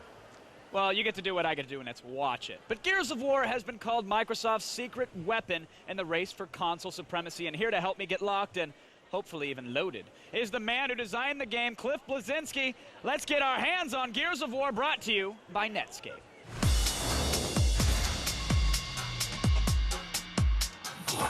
Cliffy B, pleasure to have you here as Kevin, always, how sir. are you? Good to see you Good to again. see you. Are you snapping pound? I'm snapping pound, Good baby, man. all the way. You're kind of you're a big deal here. You're a rock star here. You're the Deuce Bigelow of the gaming industry, or the, You know, Adam Sandler, I'm or the European gigolo, really. You really are. Yes, I've evolved to the next level. You walk around and you get mobbed by booth babes and 12-year-old fanboys Mostly alike. just 12-year-old fanboys. What's it like for you? Seriously, I mean, are you happy with the spotlight? Because you really are one of the most recognizable names and faces. To be in the honest, industry. Kevin, it's kind of the best kind of fame. Like when you go to E3, it's completely insane. But when you're like day-to-day life at the supermarket, you're just, you know, anyone else. But so. your mom has to tell people at GameStop, my son made She that game. keeps trying to do that, right? She's like, she gets the magazine. She's like, it's Clifford's game. Clifford made the game. I love it. I love it. I love All right. my ma. So you're here now with Gears of War. You can not only chew gum and walk and program all at the same time, but you're going to do the interview and play it. Yes, without a net, I'm going to play the game in front of you, in front of everybody running live. off actual Absolutely. hardware. Yeah, you know, we got balls, man. What can I say? All right, well, let's see it. Let's down some energy All drink. right. I'm assuming that's what you're talking Absolutely. about. So Gears is a cover shooter, and I want to give you a quick tutorial here. We press A to get into cover, then we can press forward and A to climb over that cover. There's no jumping in this game. You're not jumping in the traditional sense. Right. You're jumping from cover point to cover point. So no bunny hopping. You're done with that. No, absolutely not. And so you can see it's third person, but I can target, so I get this nice, almost first person view. Very and nice. then I can hit the reload button, and you watch my little icon on the top right. When it flickers, if I hit reload again, I do an active reload, and I can reload my gun faster and faster and get a damage boost. So it's kind of this little mini game that makes the difference between a winner and a loser. And if I screw up that mini game, my gun jams.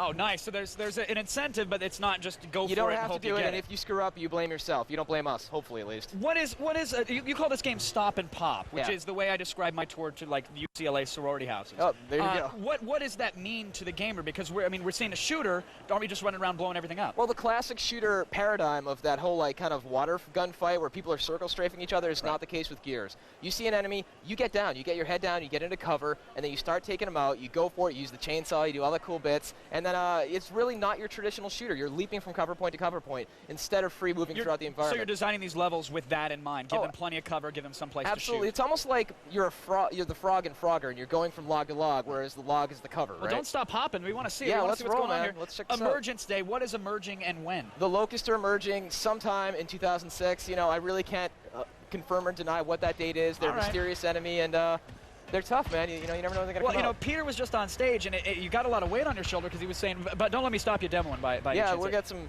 But Peter comes up on stage and, oh, hello. Peter says that it's pretty much on your shoulders. He says, no, Gears is our weapon against the PlayStation 3. How do you feel about something like that? That's a pretty bold statement. No pressure at all. None. Yeah, You're not concerned. we got to totally handle it. Look at this. This looks amazing. So I'm holding the Y button in order to induce this. This is not a pre-scripted camera movement. This is next generation camera controls. So and we got the holding Locust Y, coming out here. Is it going to focus on what it deems to be the most action-packed aspect? Absolutely. And if there's nothing that's a point of interest, got a little SWAT turn action here. Blind firing. Oh, we got some fools up here too. Look at this. This is incredible. And I got to say, it looks like everything else that we've seen on the PS3. Are you concerned at all with developing for the Xbox 360? Does it have the same power, you think? I'm not asking you to pick a winner, but no, man, I mean, in terms of power. it's a very powerful system, but, you know, it's just a matter of working with what you're given, right? I mean, we as developers, Epic, I mean, developing next generation games, we have to make games that kick butt. Right. For both systems. And you're doing just that, it seems. If you had to pick a favorite, though, right now, live TV, what is it, Cliff? Well, you know, I am designing Gears of War. Ooh, that guy just blew up into tiny bits like a piñata. Nice. Yeah. Nice. Look at that. Yeah, well, odds are... So Gibbs are back in the game. Oh, absolutely. They never... Gibbs. It's Jibs, dude. Jib. Oh, yeah, you don't let's say turkey giblets, you say turkey giblets. Come on. All right, that's it. I'm going for your throat. Yeah, we got some old school Quake fighting going on now, dude. 4-player co-op online? 2-player co-op online. 2-player co-op online. 8-player versus multiplayer. You can actually play it at our booth. You know what? I'm going to take some grenades and hose these fools here. All right, let's do that. We're going to let you get to that, but in the meantime, Cliff, one hand off the controller so I can shake it because it's an awesome game and it looks fantastic. Can I get the chainsaw moment in here real quick? All right, let's get a chainsaw moment in here. Cliff is going to demo this live. He's running in here. Wait for it. Wait. Oh, yeah. Good stuff. You just gave us an M rating for the day, sir. Thanks very much. My pleasure. Cliff. Appreciate it. Everybody, Adam and Olivia, they're taking it away. Oh, wow. Stay where you are. There's lots more of that and lots more E306 Live coming your way after the break. I am a trained empath, and I guarantee she's not lying, I'm right? not. No. Coming up, get the latest gaming news from the PS3 Floor Report.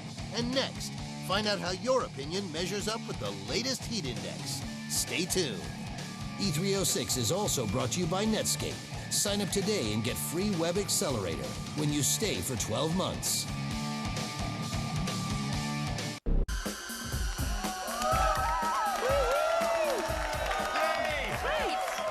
We are back at E306 Live, presented by Scion and Mountain Dew.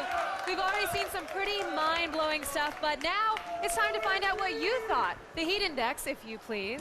Yes, yes. First up was Dirty Harry, which was feeling pretty lucky on the show floor. You voted and said, oh, it was only warm. Do we actually get cooler than warm? I don't think we get lukewarm. Do people Maybe. remember the Room 70s? temperature. Yeah. Well, I mean, I think you made a good point. Does Dirty Harry still have... I mean, the last one was the Deadpool, and I was in high school. A freshman in high school when that movie came out. So I don't know if it still has a cachet. And people are a little suspicious of movie games. I think so. I think they have every right to be. I mean, Yes. you know, Olivia said it best. They have been kind of... Yes, all right, now we also showed you the new Xbox 360 lineup from Halo 3 to Lost Planet. Here's what you thought about it. You thought it was volcanic. Wow. Yes. Now that's a little surprising to me. I mean, I love Rare and I love everything about that, Yeah. but seemed I was seeing Viva Pinata there, and I thought maybe they were a little off on that one. I mean, I'm not saying that. I don't think it's volcanic because of Viva Pinata, Yeah. but I mean, Okay. Lost Planet was awesome. Yes. Human was awesome. Mass Effect, we have faith in being awesome. And By the way, Gears of War. I played Crackdown for 5 seconds today, and it is one next to Spore. It's Yeah. the most anticipated title for me personally. Really? Wow. Yeah, I mean, That is a strong statement It was from a man of great opinion. It was incredible. All right, El, and speaking of Xbox 360, who can forget Gears of War? Yes, it was just recently we watched it, but it's awesome. And apparently you felt the same way. It was volcanic, and I could not agree more. Yeah. It's so beautiful. I like how it's not just run and gun like some of the old games. You're ducking behind cover, you're hiding behind things. The old Great. stop and pop. And it's scary. I gotta say, no, I mean, it opened the door and I literally kind of jumped a Yeah, little bit. I mean, it's- not to look like the biggest woman on live television, but I'll do it. I'm gonna get a chainsaw. I got some sweat on my skirt. It happened. Huh? All right, and Hello, I'm Cool had this to say about the Xbox 360. I just can't wait until this game comes out so I can rub it in my friends' faces. Viva Xbox 360. All right, remember, this is all based on your votes and text, so if what you like isn't up here, you have no one to blame but yourselves. Just like when Mendisa got voted off Idol, you know? So, yeah, it's a couple weeks ago. All right. Log on to g4tv.com/E3 or text E3 to G4TXT. That's 44898 to vote and register for E3 Live news alerts. By the way, Catherine McPhee tonight, I'm just saying, judging Going? from last She's night, going? I'm We'll see. saying her heat index on me is a little meh. I would love to I'll have bet you a 3 guys cookie. up there. 3 guys. Little No? American No, Morgan? Sausage Fest. She doesn't Hey, care. we have to take another break because if I have to go through another hour without a bathroom run, my bladder will explode. Oh, I wanna see that. No, seriously, it's how famed astronomer Tycho Brahe died. Oh, well, Little okay, fact. but we are going to make it worth your while because there's so much more E306 Live coming your way, and that's when we return. Yep. Coming up next, get the insider info from the Nintendo Floor Report. Then stick around for a hands-on demo of Prey as E306 Live continues. E306 Live is presented by Scion and Mountain Dew and also brought to you by Netscape, Art School Confidential, and ITT Technical Institute.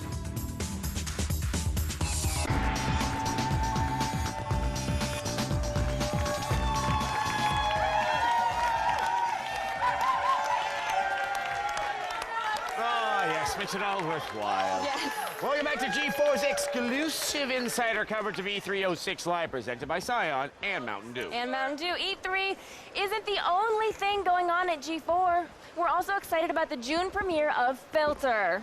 Yes, Filter is hosted by the smoking hot Beth Ostrowski. It's G4's take on lists and countdown shows. It is fast, it is fun, and sometimes a bit unpredictable.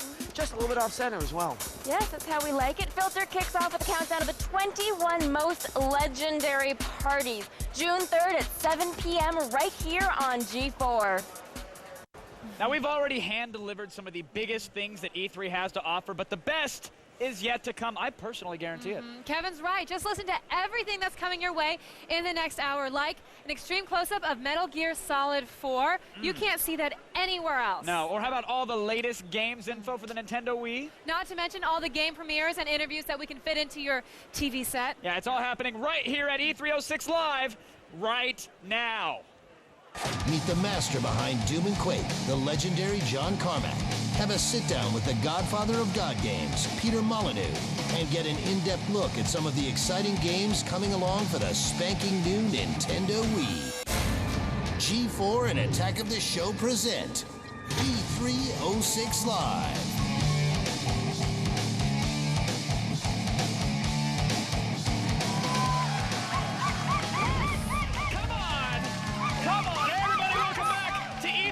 Live, presented by Side and Mountain Dew. I'm Kevin Pereira. And I am Olivia Munn.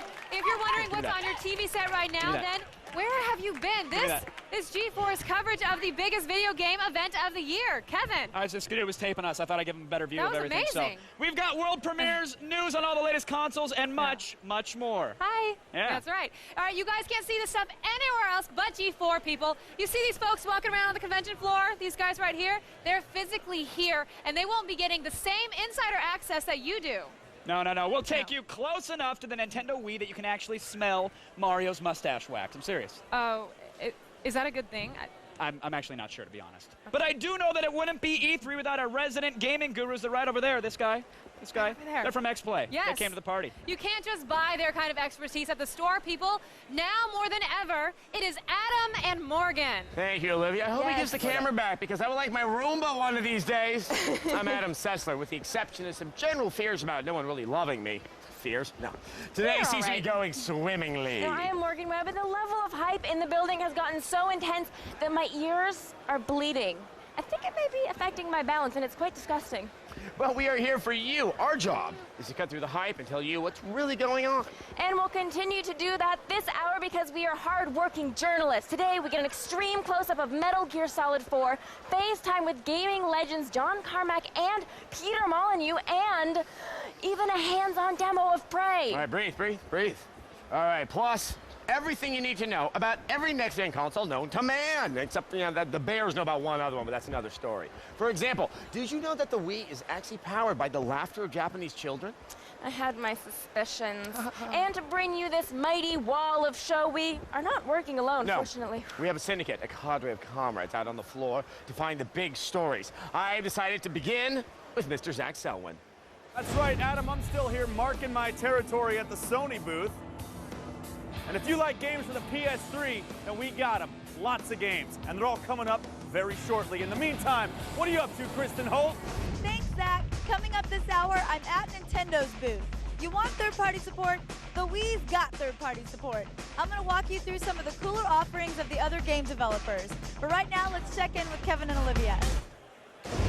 All right, thanks, Kristen. Now, look, seriously, we've done our part here, busting our ass to bring you all the great stuff. Yes, and now it's time for you to do something. That's right, G4 wants to hear what you have to say. Just log on to g4tv.com/E3 and vote in our Heat Index. That's where you get to tell us what you liked best at today's Expo. You can even text E3 to G4TXT, that's 44898, to vote and register for E3 Live News Alerts. That's right. Get those fingers clacking, talkbackers, because at the end of the hour, we'll be reading some of your comments live on the air. That's right. And now, two people who rate volcanic on my own personal Heat Index, Adam and Morgan. Oh, thank you, Olivia. Oh, shucksies. If you're like me, you've probably been wondering what Solid Snake has been up to. Yeah, Snake has been very busy making card battle games for the PSP because who doesn't love a good, solid card battle game? The same. But Snake is getting back into the stealth business in a big way because Metal Gear Solid 4 is here and it's coming soon to the PS3. Here is an extreme close-up of what promises to be Hideo Kojima's most engaging adventure yet, Metal Gear Solid 4, Guns of the Patriots.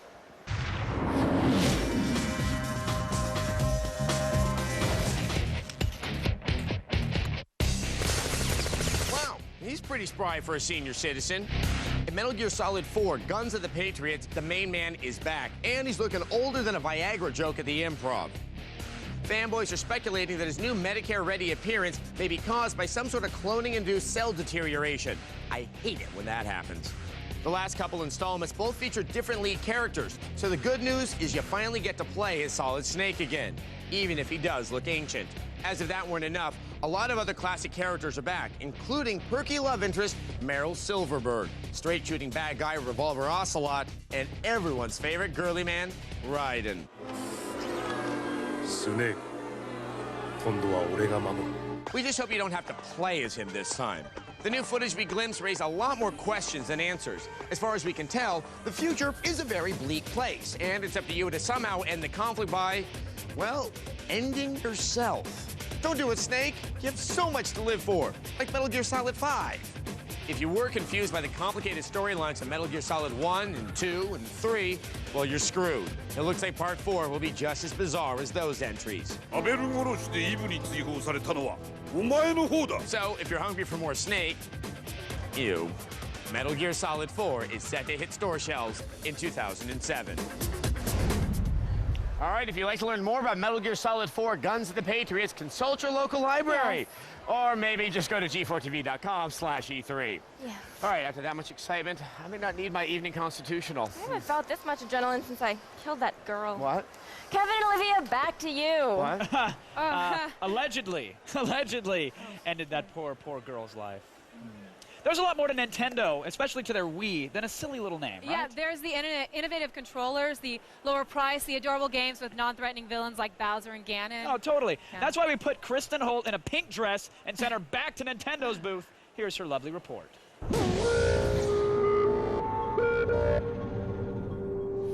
I'm in the middle of Nintendo's massive booth here on the floor to see what third-party developers have dreamt up for the Wii. Check it out.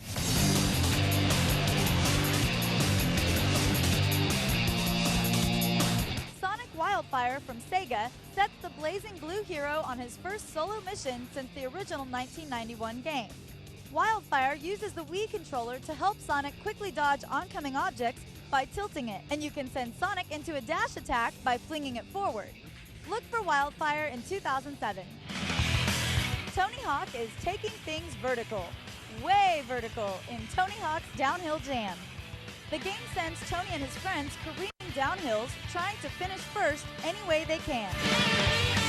On the Wii, you use the remote to control your turn. It wouldn't be a Tony Hawk game without tricks, but try to stay on the board. From newcomer developer Monster Games is the Wii's first racing title, Excite Truck. This game allows the Wii remote to show off its steering wheel chops quite nicely. If you run into one of the many scattered question marks on the track, the ground will dramatically shift, giving you huge air if you ramp off of it. Look for Excite Truck soon after the Wii's launch. Well, it's nice to see that third-party developers are just as excited about the new remote as we are, and it looks like Nintendo is making believers out of everyone. Thank you so much, Kristen. Everybody, there's lots more E306 Live after the break. While we're gone, go get some Windex and wipe down your TV screen. You're definitely going to want to see this in an unobstructed view. That's a kind of fumble to know. It's all right. Lick your screen. You'll be fine. Up next, God Game superhero Peter Molyneux takes us on a tour through the vast landscape of Fable as E306 Live continues.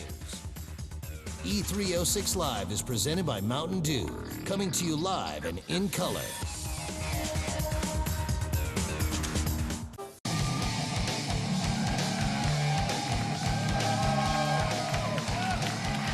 Welcome back to E306 Live, presented by Scion and Mountain Dew. I hope you guys were able to relax during the break because we are about to raise your blood pressure. Mine's already up. I ate a fried Twinkie from the concession stand. So while I make an appointment with a cardiologist, why don't you guys just check in with Adam Sessler?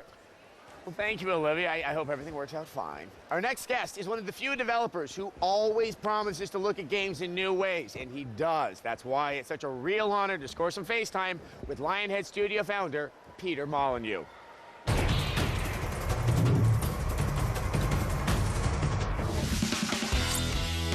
Peter Molyneux is known as the father of God games and for bringing extraordinary worlds to life.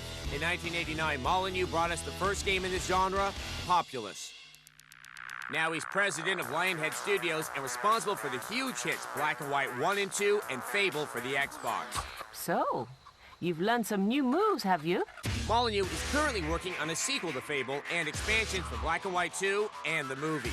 It goes without saying, we can't wait to see what new innovations and immersive worlds Molyneux will be creating next. All right, Peter, it is always a pleasure to have you here. You've been a little busy, because I believe in the past year we've seen Fable, we've seen Black and White 2, and we saw the movies. Do you have any energy left? Yeah, amazingly, yes. Good, I mean, good. It was an incredibly busy year. I mean, some things slipped and then they all came together. Right. It's a bit like in England, all of our buses, you're standing at a bus stop and then all the buses come together all at the same time. And it was a bit like that with the games. We had, you know, as you said, Black and White 2, the movies, and 2 versions of Fable. And we're very lucky to have gotten all those. So let's start with Fable. I think by your own admission, Fable fell a little bit short of what you initially had hoped to do. What have you learned sort of from that process that you can apply to future games? Yeah, I mean, I think the first thing is, you know, sometimes I should keep my mouth shut.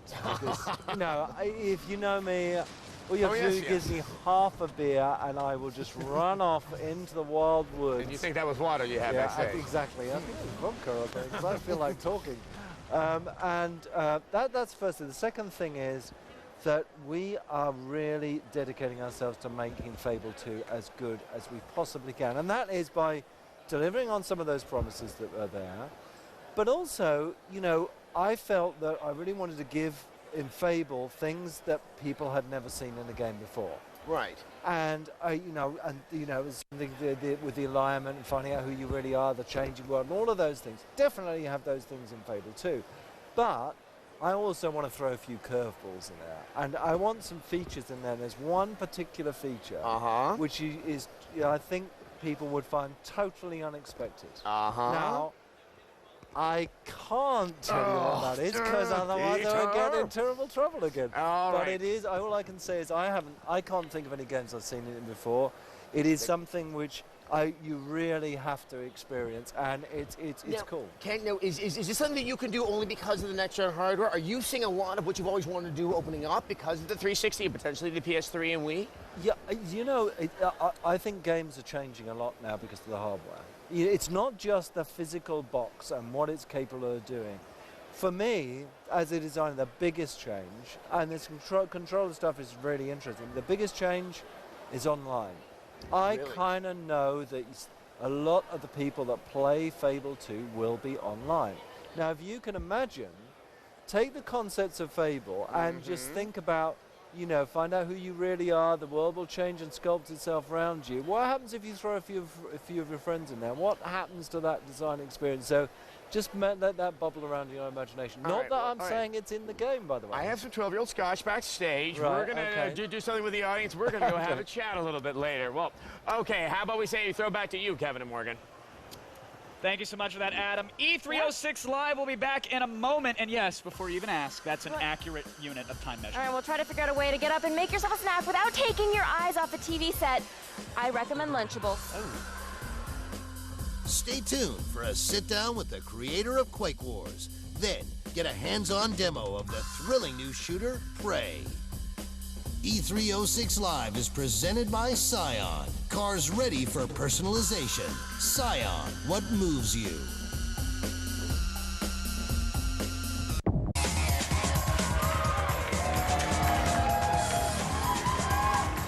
Thanks, guys. I love it. I'm glad they are still as excited as we are. Welcome back to E306 Live, presented as always by Scion and Mountain Dew. I'm Morgan Webb. The LA Convention Center may be buzzing with activity, but Kevin Pereira is a paragon of strength and calm.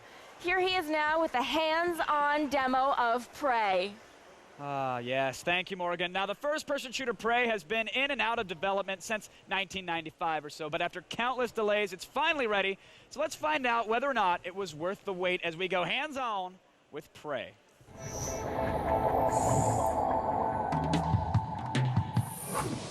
Joining me right now is project lead from Human Head Studios, Chris Reinhardt, and playing the game is James Sumwalt, co-owner and art director. Gentlemen, welcome to the show. Hello. Thanks for joining us. Glad to be here. Pleasure to have you here.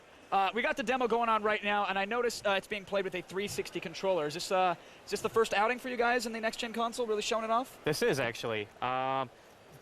Prey is going to be simultaneous on both PC and on the 360. We figured today we'd bring along the 360 version and let you guys check it out. Well, I got to say, hats off to you, because I thought, you know, I saw it getting played before the interview here, and I thought it was the PC version. So you definitely did a good job of keeping it up to snuff. The 360 version actually being done by a company called Venom. They're doing a fantastic job with it of basically taking it. Frame rate's good. I mean, all the art assets are pretty much identical to the PC version. That's great. Now you were on Attack of the Show a while back. We were chatting. Yeah. Now we're here at E3. What has changed since we last spoke? Has it just been more polish? Have you decided to change the storyline again? Switch engines? I don't know what you guys are doing. Oh yeah, we threw everything out. We started all Get rid of all the assets. Oh yeah, right? yeah. You know, done when it's done.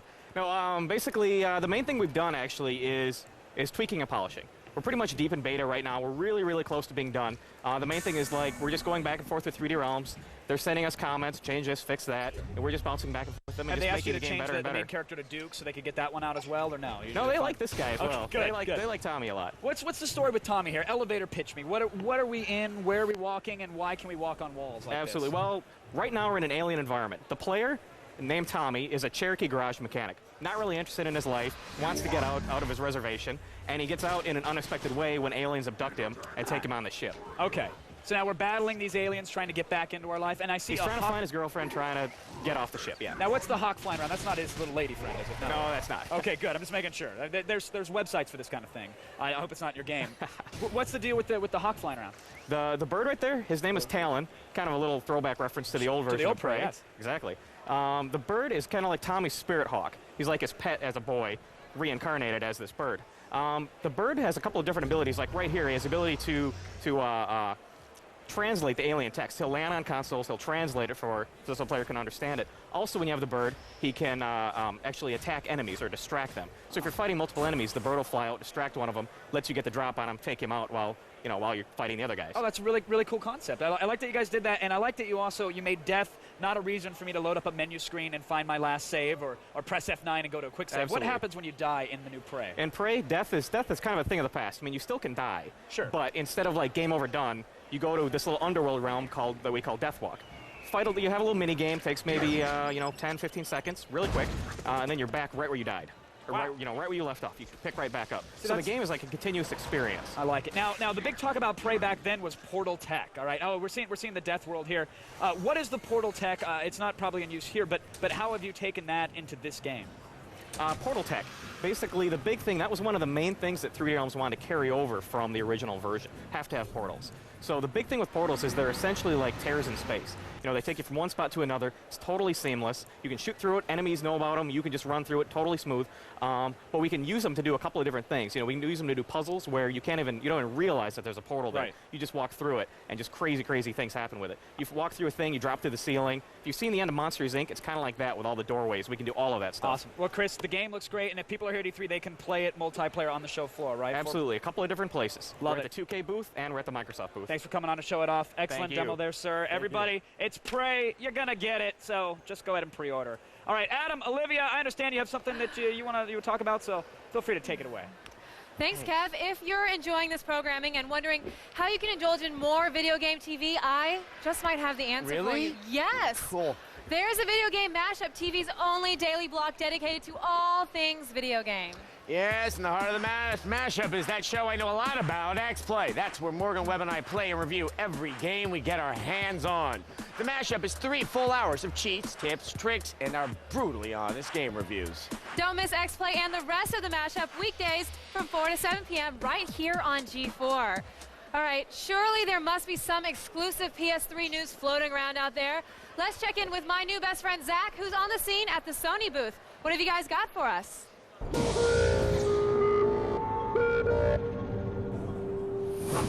Yeah, I couldn't stay away from the Sony booth. I'm still here keeping warm and hanging out with all my people.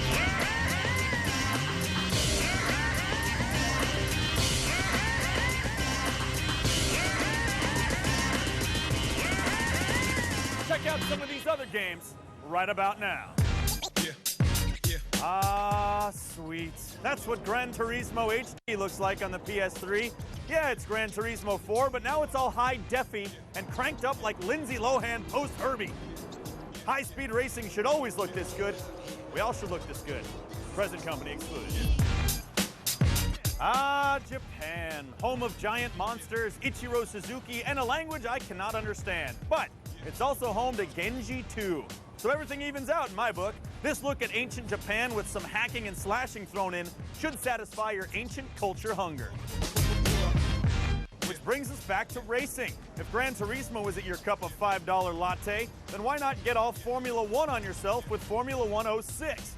This game ain't fooling around. And the 06 means this year, get it because it's 2006. But the racing, the racing is timeless. I'll tell you, I'm exhausted, but not to worry. I'm going to be hanging out here bringing you everything that Sony has to offer. Stick around, my friends. I promise I'll be right back. Thanks, Zach. All right, everyone, don't go anywhere because E3 will be back faster than you can say the name of the guy who was the sound engineer for Final Fantasy VI. You mean Eiji Nakamura? Ooh, you are good. Damn straight. After the break, an in-depth look at the game everyone's talking about, Quake Wars, as G4 continues its exclusive coverage of E306. E306 Live is also brought to you by Sony Pictures Classic, Art School Confidential, in theaters everywhere May 12th.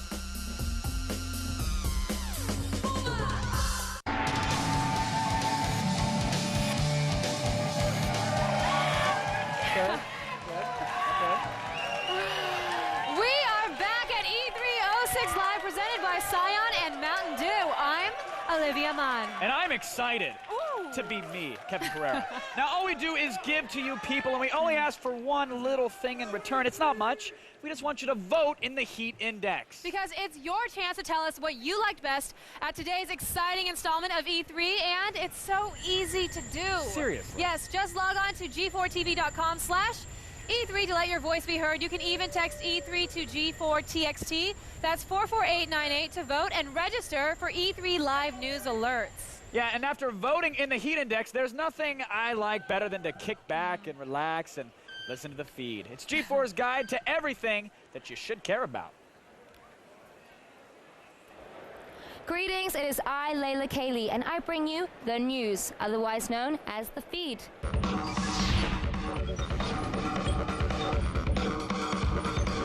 There's more to the PS3 than meets the eye, or less, depending on which model you pick.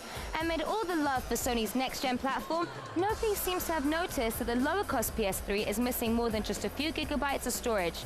The $599 version offers all the next-gen features gamers have predicted, including 1080p, video output, Wi-Fi support, and memory stick ports. But the $499 model is practically a different machine altogether, with none of those options. So unless Sony plans to sell kits to let users install these features on their own, serious gamers are stuck paying $600 for a PS3. Sorry, guys. But no matter what you pay for your PS3, Sony Computer Entertainment President Ken Kutaragi thinks it's probably too cheap because he's trying to milk you for all the money he can get. In an interview with Japan's IT media, Kutaragi asked, "Is it not nonsense to compare dinner at the company cafeteria with dinner at a fine dining restaurant?" Well, Ken, let me answer that question with a question for you. Why are you eating dinner at work anyway, you cheap sod? And finally, the game that contributed more than any other to Sony's dominance is leveling the playing field. Microsoft announced that the next Grand Theft Auto game will be available for both PS3 and Xbox 360 on the same day, October 16, 2007. So, running down pedestrians is now something we can all share in together. I just ran one down a second ago. That's all for now. Keep it tuned for G4 throughout the day for breaking news, and visit us on the web at g4tv.com. I'm Layla Kaylee, and I really hope you're not coming hungry anymore. Hungry? Sorry, I'm hungry. And now you've been fed.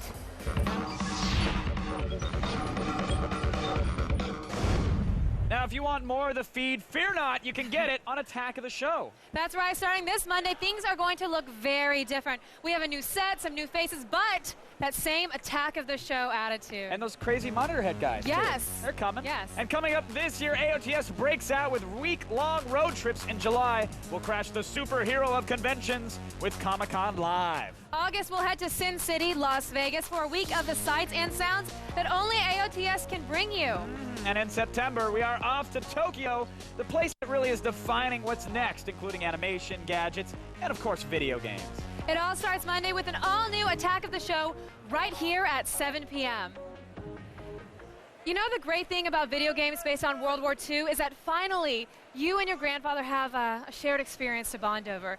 He took shrapnel in the south of France. It took you 8 tries to get past the south of France level. See, you're so close. Well, your bonding can continue with THQ's Company of Heroes for the PC. Here is the exclusive premiere.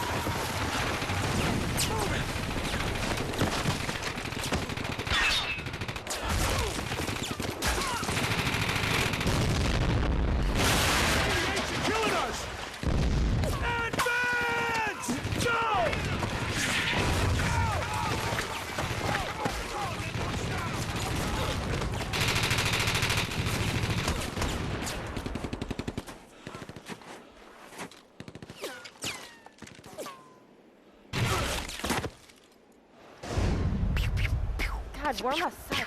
I hope you guys like commercials. They are magnificent pageants to the glory of capitalism, just like E3. And we have a few coming up next. But after that, lots of exclusive coverage from the expo floor. Keep it here. Yeah. No, really. Want to know what makes John Carmack tick?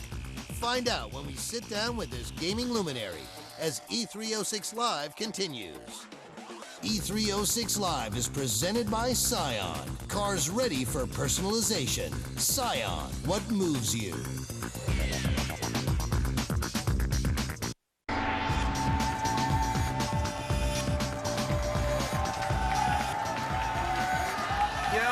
Those guys have so much energy. I think we should haul them up here and help us out. No, because it'll show how drained we are from all the gaming goodness. No, we're not drained. Not at all. No. Welcome back to E306 Live, presented by Scion and Mountain Dew. I'm Kevin Pereira, and seriously, my eyes aren't dry. I'm just actually blinking a discreet SOS message. Yes, and I'm Adam Sessler. You know, Kevin, periodically I enjoy listening to my X-Play co-hosters talk for exactly 60 seconds. It's a fun way of testing my ability to internally calculate time. In fact, why don't we do that right now? Look out, people. It's the Morgan Minute. Okay, I admit it. I'm a fangirl with some games, you know, hand sweating, pulse pounding. But if you saw Okami last year at E3, you would be excited too. Oh no, I feel a fangirl moment coming on. Let's not talk about that, okay? But back to Okami. Capcom plays off the themes of color in this Japanese-inspired adventure. As the sun goddess in wolf's clothing, you must bring vibrant rays of life to the gray void. Magic comes from the tip of a calligraphy brush as you create or destroy with every master stroke. It won't take long before your godlike Bob Ross powers are turning monsters into little happy trees. From the neat character designs to every flower that rises from your steps, Okami's luscious style transports the player not only to one of the most beautiful worlds on the PS2, but one you won't easily walk away from. Even though Okami is hitting stateside this fall, a game that actually delivers on its promises is worth getting excited over. It's been a minute, and I've been Morgan. 61. Oh, she's good. She's good. Thanks, Morgan. Yes, folks, the edutainment just keeps on coming. It's like a freight train made of cable hosts. We can't stop it now, sorry. So let's just check in with Jeff Keighley. Thank you, Kevin. Our next guest is a genuine legend who's helped shape the landscape of PC gaming. Get ready for some FaceTime with John Carmack.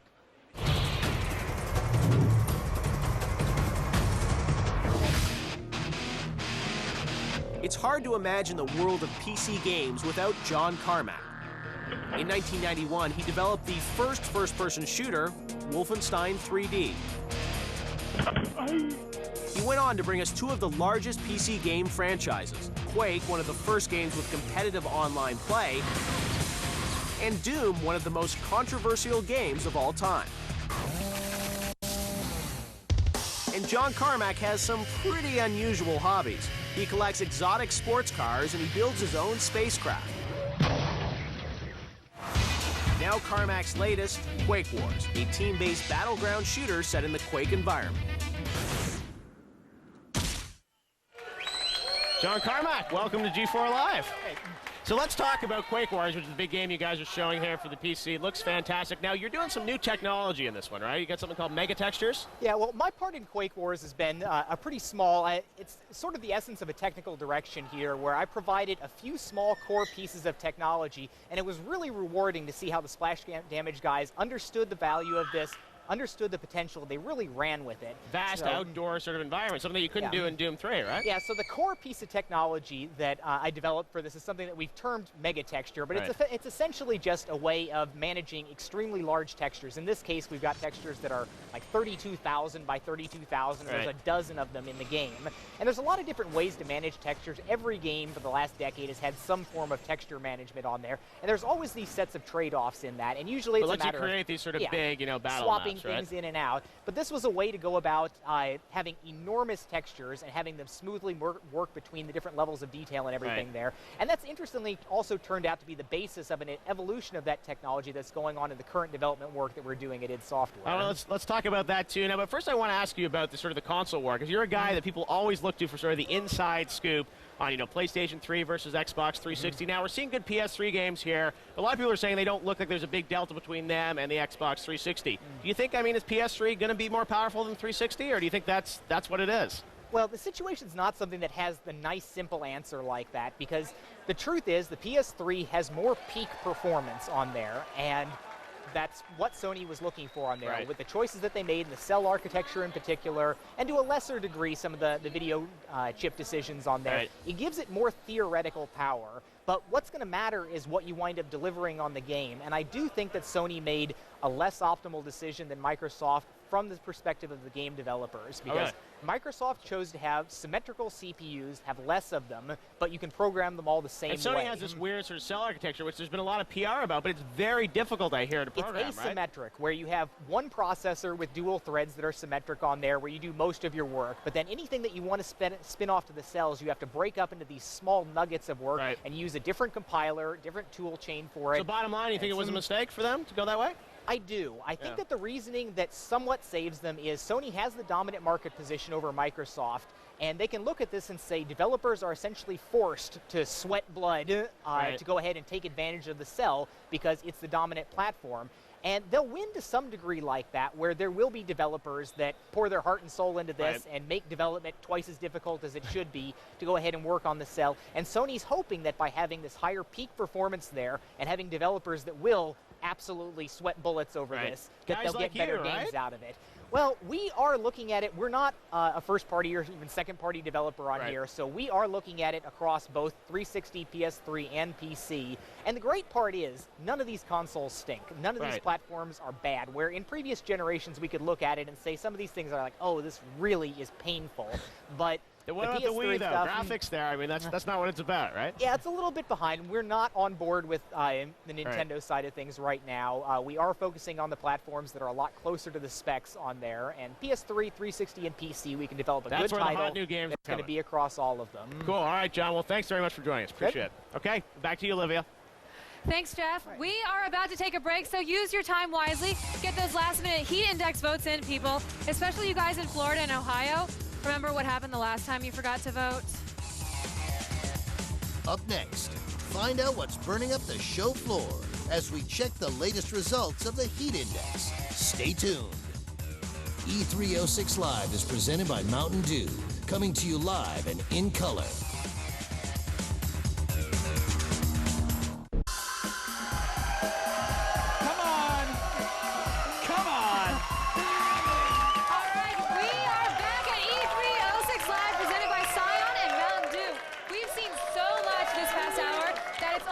Keep up, but hopefully you guys at home did, because it's time to check the heat index. That's right. Now, Nintendo talked about their Wii lineup this hour, which included Red Steel, Metroid Prime 3, and Super Mario Galaxy. What did you guys think? Though that's what matters, of course. Volcanic. Everybody People are seeing what we've been seeing. Yeah, everyone wants to get the sword. Gotta love it. Love it. Now, John Carmack, the creator of Doom, stopped by to show off his latest game, Enemy Territory Quake Wars. Here's what you said. You said it was scorching. Scorching hot. I'm personally very excited for this game. I mean, the mega texture, yada yada. Look, it just looks like a really fun, awesome game. And it's outdoors. Outdoors. Yep. It's the Doom 3 engine outdoors. All right, People like Quake? Yes. Yes. All right, following that, we also opened up a can of Xbox 360 goodness when we went hands-on with Prey. Did you guys like it? Hot. Wow. Wow, not as exciting. Same technology. I'm gonna go with Scorching. Really? You're You gonna go with Scorching? liked it that much? I could be wrong. All right, well, we'll find out when we All play right. it. Yes. And here's what Militia Gung 64 said about the Wii lineup. With Zelda, Metroid, and Mario, how can this get any more perfect than a perfect score? If you guys didn't like the results of the Heat Index, then don't just sit there sulking, you big baby. Get up and do something about it. That's right, Kevin. Get over to g4tv.com/E3 and vote, or as always, you can text E3 to G4TXT, that's 44898 to vote, and register for E3 live news alerts. Yes, I hope you're just going to stretch, because leaving now would be a really big mistake. Yes, there is more E306 Live coming your way. Stay tuned. After the break, catch up on all of tomorrow's excitement as G4 continues with exclusive coverage of E306 Live. E306 Live is presented by Cyan and Mountain Dew, and also brought to you by Netscape, Art School Confidential, and ITT Technical Institute.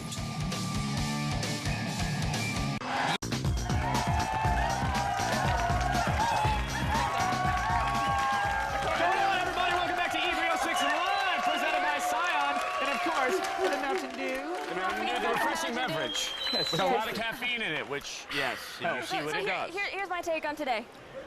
I got to play a Nintendo Wii for the very first time today. Oh, I thought you were shooting pigeons outside. Wait, I could have shot pigeons with the controller. Was the controller as easy as you, because yesterday you were talking about it might be easier and harder? It is intuitive, but intuitive in the fact that you need a couple minutes. After the first few minutes, you're like, I'm an idiot. This is supposed to be really, really easy. You want to try harder than you need to. Right, it's really funny that way. Yeah, you want to make huge gestures when really you just kind of need to go dink, dink, dink. Well, is that a good thing or a bad thing? No, it's good. You want to overcompensate because you don't think it's as sensitive as it is, and it's really quite sensitive. So it's just in the wrist. Kevin? Just a little more in the wrist. I'm a pro. I've been training for years. Yeah. Years. Except for Red Steel is a little bit more action-oriented. Was that bowling or Yahtzee? What was I doing?